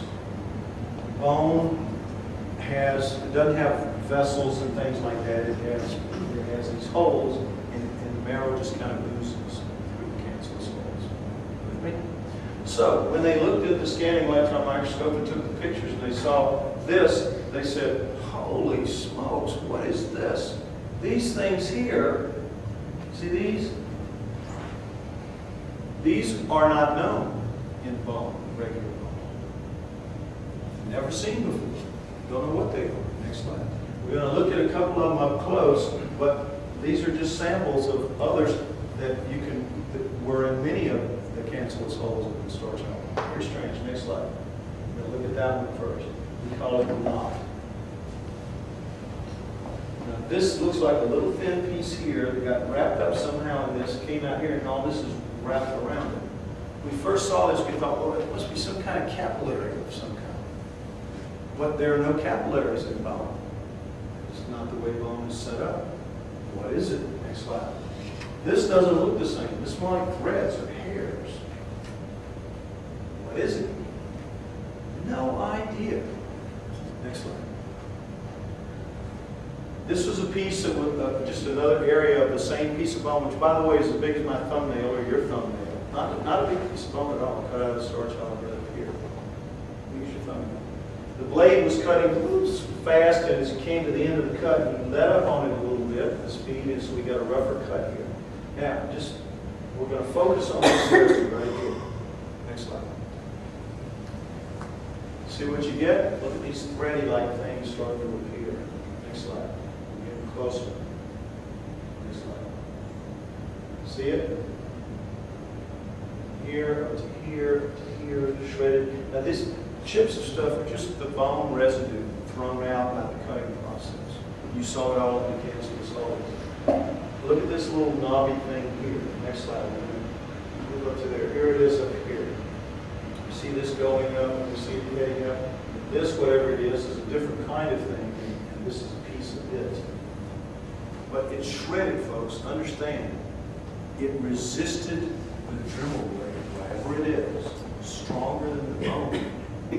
That's what's amazing about it. Next slide. Now, you see this going up. This is this stub thing here. It goes in and disappears into here. And there's another piece growing here that's different. And it looks like it fans out here. So when we saw this, the experts that were with us said, you know, this looks like it might be fungi or bacteria or something that's grown on the bone since you cut it. Why don't you have it tested by mycologists, or at least looked at by mycologists and see what they say, mycologists being specialists in fungi and bacteria. We took it to 3 in England, including the very best England has. That's mycologist. He said, I've never seen anything like this. I've never seen this in bone. I have no idea what it is. But there are 30,000 possible examples of fungi or bacteria. Maybe I don't know them all. And we need to have it tested to find out what it is for sure, which we agree with. We do need to have it tested. There's a test called Long Talk that will tell us this.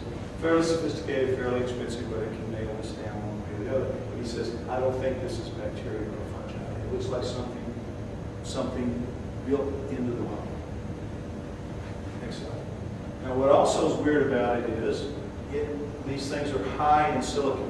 They have about 25% silicon in them, whatever they are, which is unusual. You see here, again, the base of it, going on up. Don't know what it is. Next slide. Now, here's another one that's not out of a cancellous hole. It probably came from a cancellous hole, but it got sheared loose and it ended up here. It could have come from here. We don't know. But this is another one. No idea what it is. Next slide. We're going to look at this piece here. Next slide. See how it is kind of like a praying mantis, and notice here it's shredded off. It didn't cut, it tears. So our thought was, well, maybe this is part of what's making it so difficult to cut. Maybe it's some kind of fiber network that's laid through the bone that keeps it resistant to cutting. We don't know. These are things we have to find out. This is all fairly new. These are about 4 months old, and what you're going to see later are about 6 weeks old. This is all new stuff, hot cotton. You're some of the first people to see this. Next slide. Okay, what we did after the first scanning electron microscope, though that was matter, it's a little more than half, and it just doesn't fit the same frame. Next slide. Now, this is the inside surface of the human female skull. Notice that this is an incrustation made up of silicates, sand and dust and grit, that is just collected to about a 1/16 of an inch layer on the inside of the skull. This is normal for 900 years in a high desert environment. Next slide. This is the outside of the human female skull. The shine is again due to the shellac that was put on. And see these dimples. This is dimpling on the surface of the skull. Again, perfectly normal. This is what you would expect. Next slide. Those dimples would be under the incrustation, if you can see it. Now, this is the inside surface of the storage hollow, and you do see the dimples. They're very shallow, but you do see them. And what do you notice? No incrustation. Though it was buried for the same 900 years. You would expect more you see, but for some reason you you don't see. This is the outer surface of the star child. You see no dimples at all. No dimples at all. Very strange. Next slide. Here you see a comparison of the two. See the human female inside with the incrustation that one would expect, and we see here nothing. Next slide.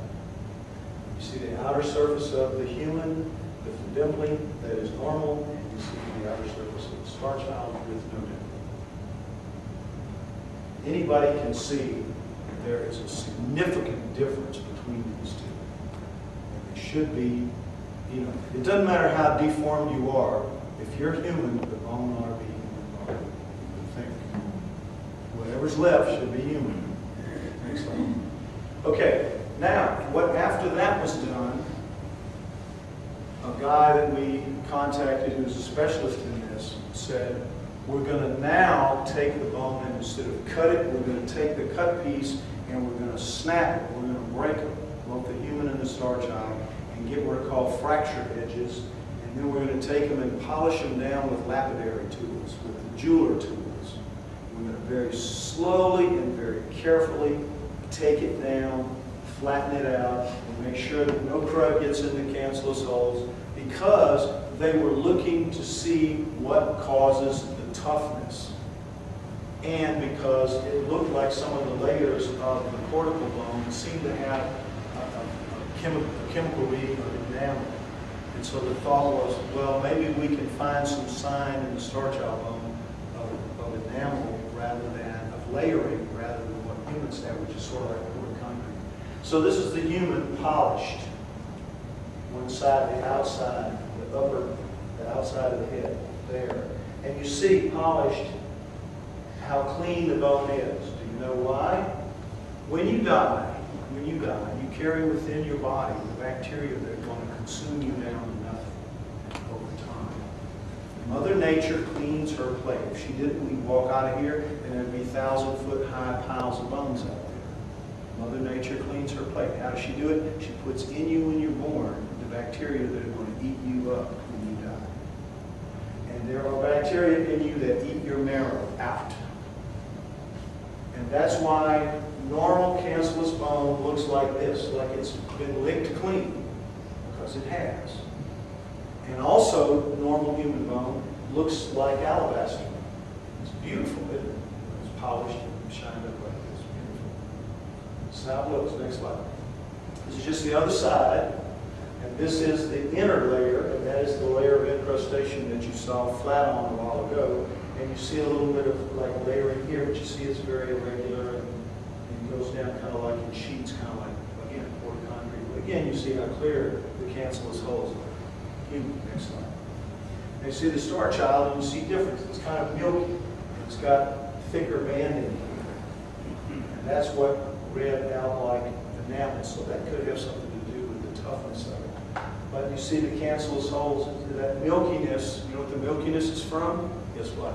Collagen, we found out. Collagen. Remember I told you that that smell, the first cut, was so stinky bad of bone? Collagen. Guess what? This piece of bone, 1/2 as thick than it should be, carries the full load of collagen, like a compressed computer file.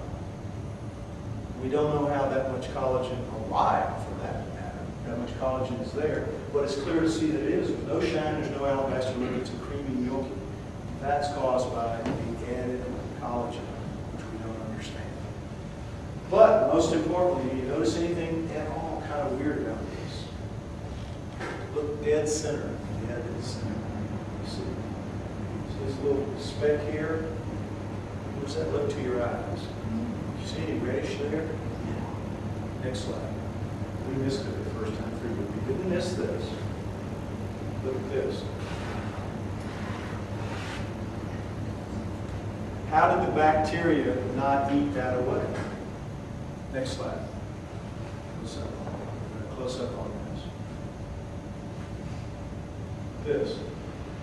What do you think that is? That could be one of two things.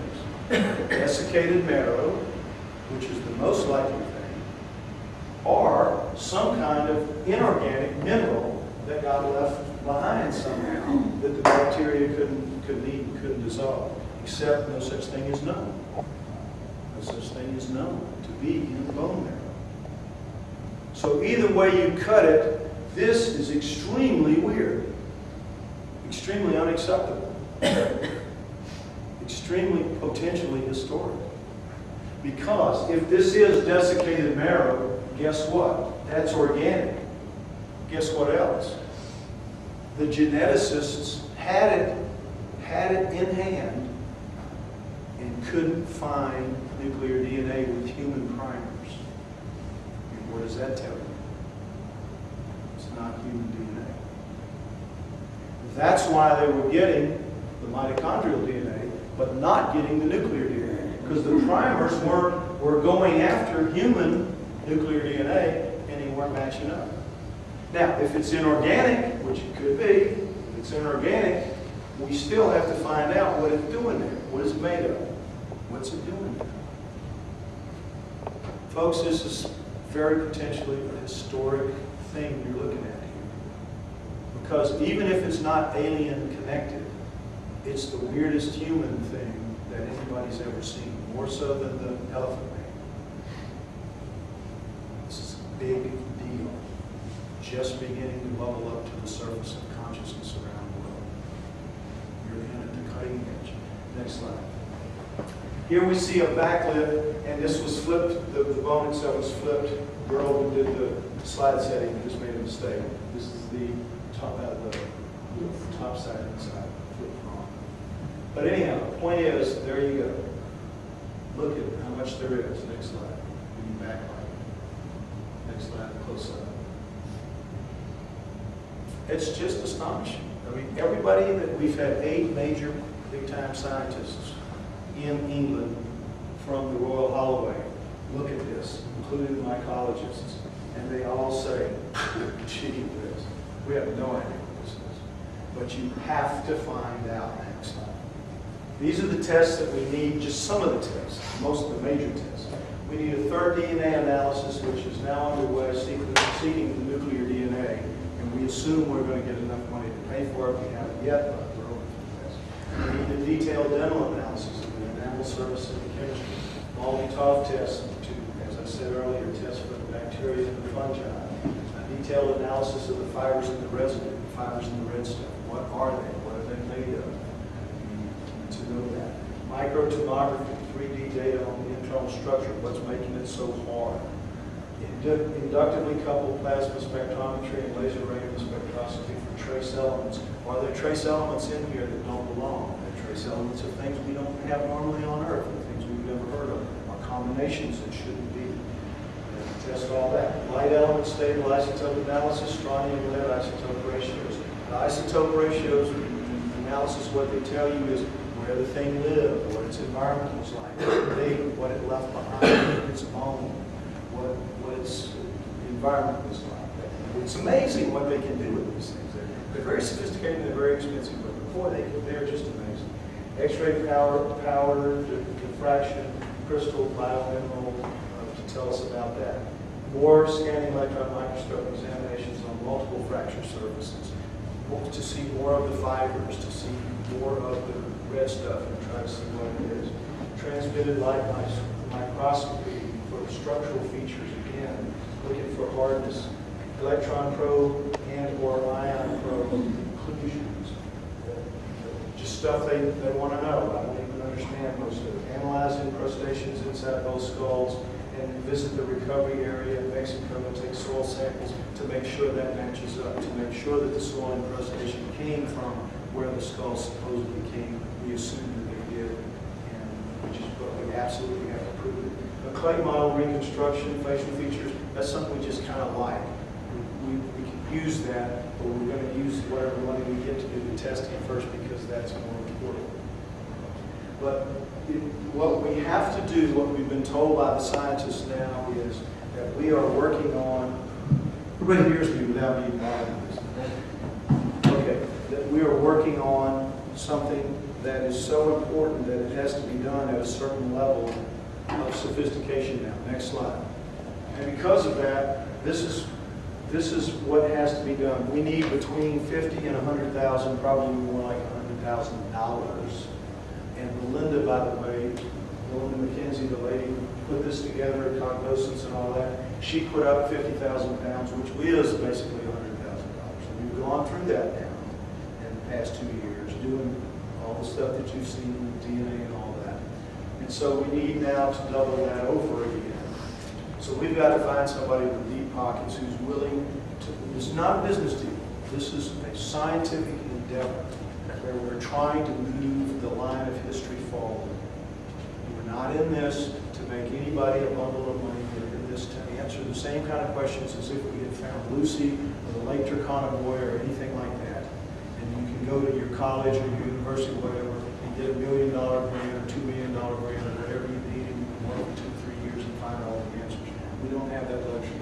We do this by the skin of our teeth. We do it on a budget, but we get it done. This is what we need. We have been told that because it's so important when we stand up in front of the world to announce whatever it is that we have, when we're facing that bank of microphones that you always see at a press conference, we have got to be able to stand there and say we've covered every base, because you know and I know that the critics are going to say, have you done this test? Have you done that test? Have you done this test? Have you done that test? And if I have to say no to any of them, they're going to say, well, what are you trying to hide? Why didn't you? How can we believe you did this? And this is what you say it is if you didn't do these things.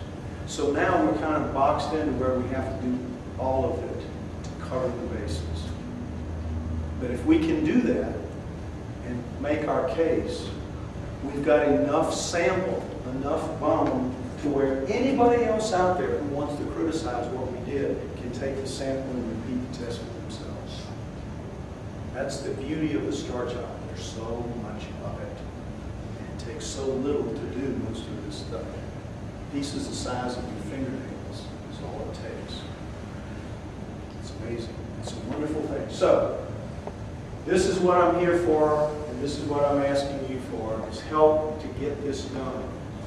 I don't say anybody here is able to do it, but if you know anybody that is, please contact them.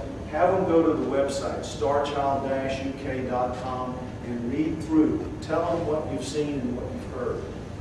We're the real deal. We handle the money properly. We do what we're supposed to do with it. And trust me, if you don't believe anything else, believe that I'm not in it for the money or anything else. I just want it over with so I can go back to my world and my life as a human origin researcher. This is not my game. I want this over with.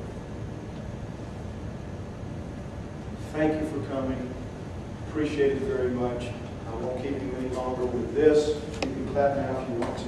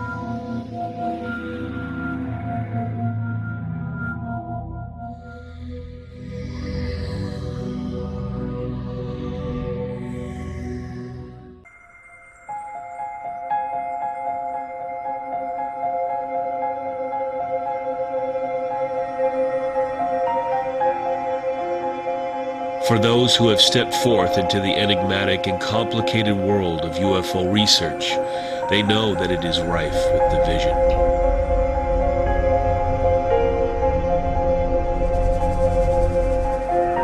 But here, just like religion, we have another reason for the numerous splits, as the enigma really comes down to the individual human experience. There are many who have claimed that they have been visited by aliens or beings from other dimensions. The vast majority, like people who see ghosts and apparitions, believe in the data from experiences they encountered with their very own eyes.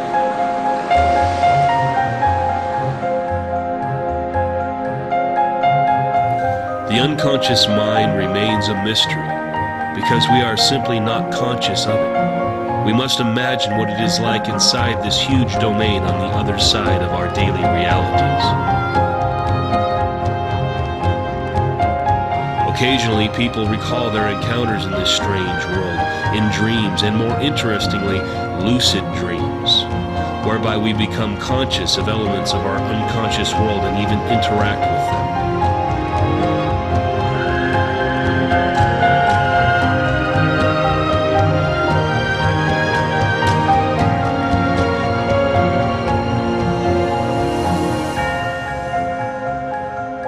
If we remain neutral, then we avoid excluding any possibilities that have yet to emerge in our conscious and unconscious minds.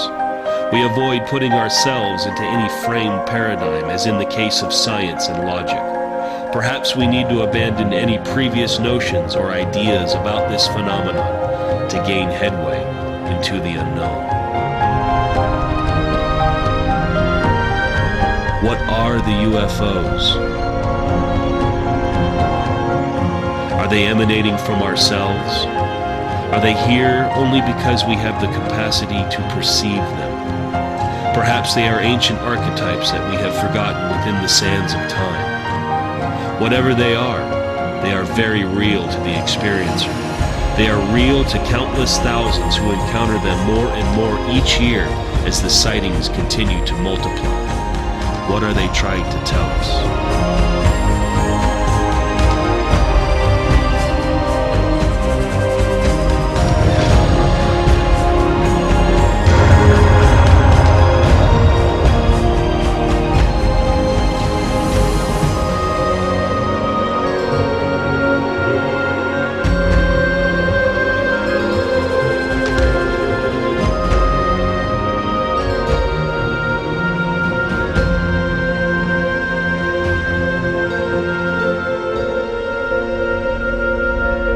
If we can understand the UFOs, perhaps we can better understand ourselves.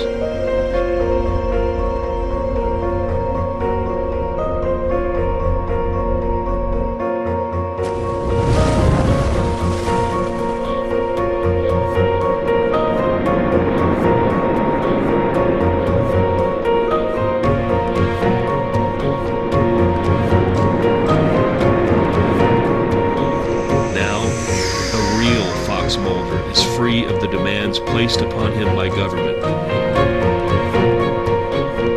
What are his opinions on ancient astronauts, black technology, and the psychology of belief in UFOs? And last, but not least, aliens.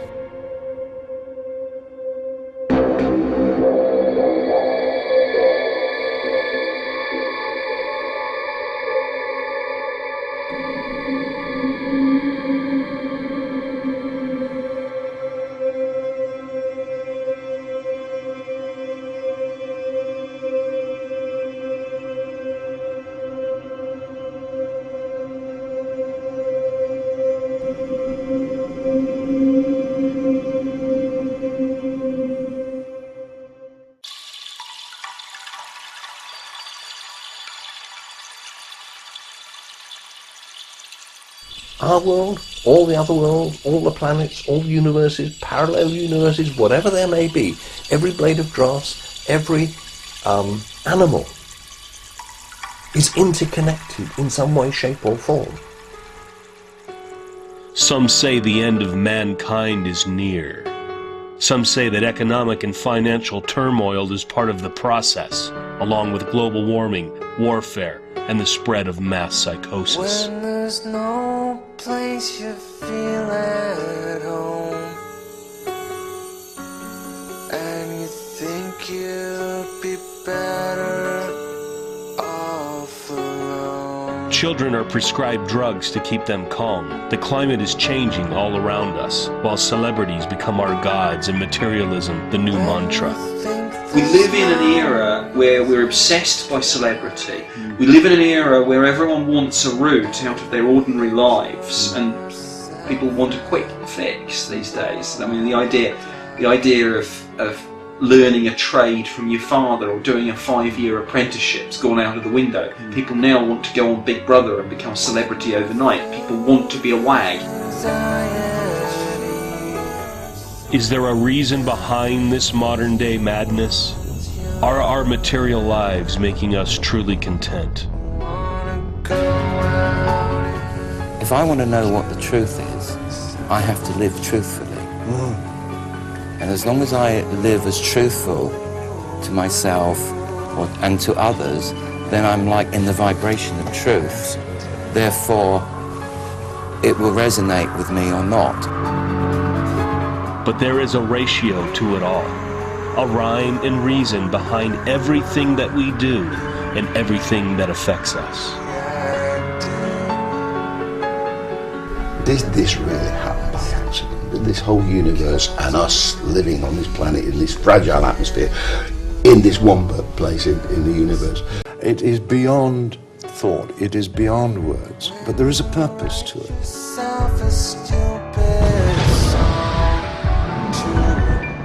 Once people start connecting with what they think and what they believe, once they start taking the more innocent point of view that their ancestors took, I think there is still hope for the survival of this human race, because if they don't, we will poison ourselves off this planet eventually, I think. Like mad magicians seeking to rule the world, men of renown have fleetingly seen the epic nature of the ancient code and its alluring essence, but all too often they fall into an abyss of their own making, choosing the wrong side of the code.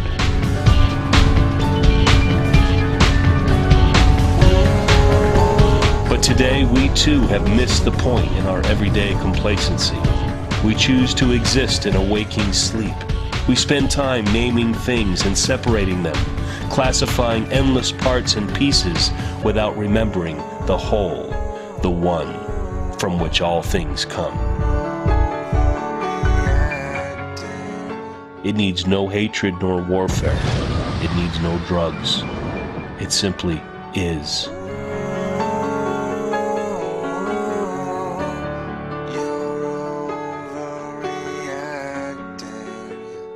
For you are the key to the code.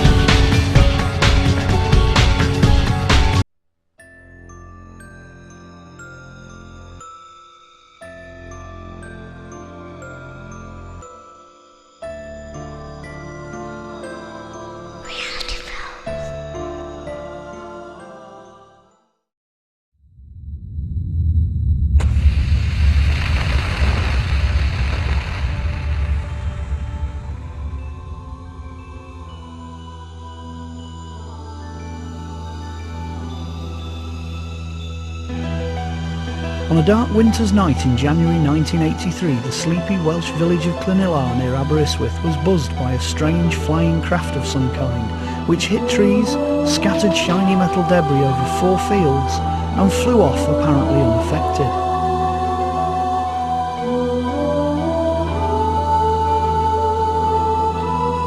One farmer witnessed the debris and clean-up operation. One national newspaper carried the story. One civilian investigation team made it to the site. One collection of strange metallic debris remains.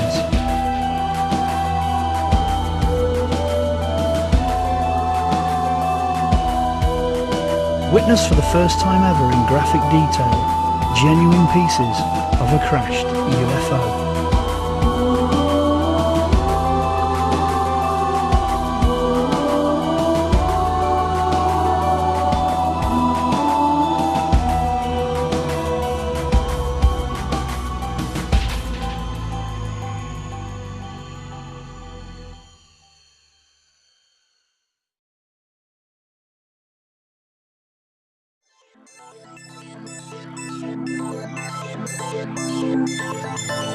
Along the wilderness road they come.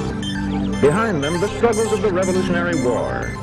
Before them, the conquest of a wilderness. The journey is long and arduous, but it leads to a land of promise. Day after day, the party follows the unfamiliar trail. Bigfoot, also known in North America as the Sasquatch or the Oma. Was the Sasquatch here before the Indians? Thousands of Indian locations are named after the boss of the mountain, or the wild man, as the Bigfoot was originally called by the Amerindians. Indian cultures generally regard the wild man with the greatest respect. He is viewed as a special kind of being, perhaps because of his seemingly close relationship to humans. Many Indian elders regard him as standing on the border between animal and human consciousness, giving him a supernatural kind of power. But as special as he may be, there is no tribe that suggests that he is anything other than a physical being, living in the same physical dimensions as humans and other animals. He eats, he sleeps, gathers, and communicates with family members.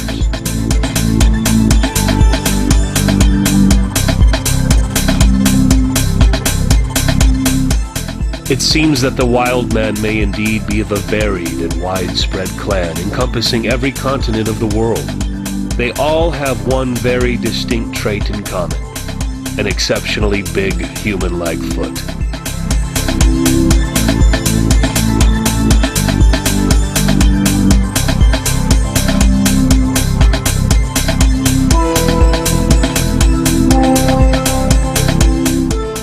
Our search for this film brings us to the great state of Kentucky, the bluegrass state, and the home of the Kentucky Derby. Throughout the last 100 years, there have been many wild man sightings in Kentucky. There's something in there. There's something right in there. In there. Listen. Hear it? Yeah. There's something moving in this tree line along the edge.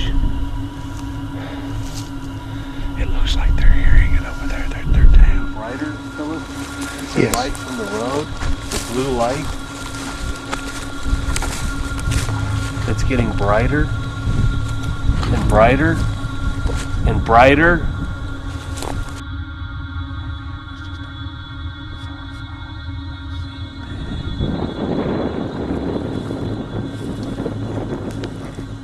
Dude, look through here. Look through there right now. What is it?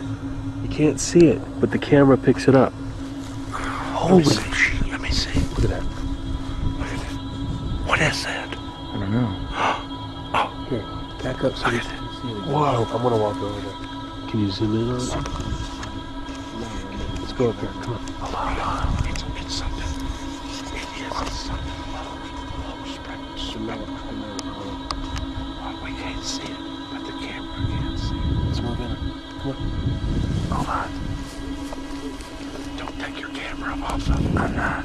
Just stay there, but then we'll.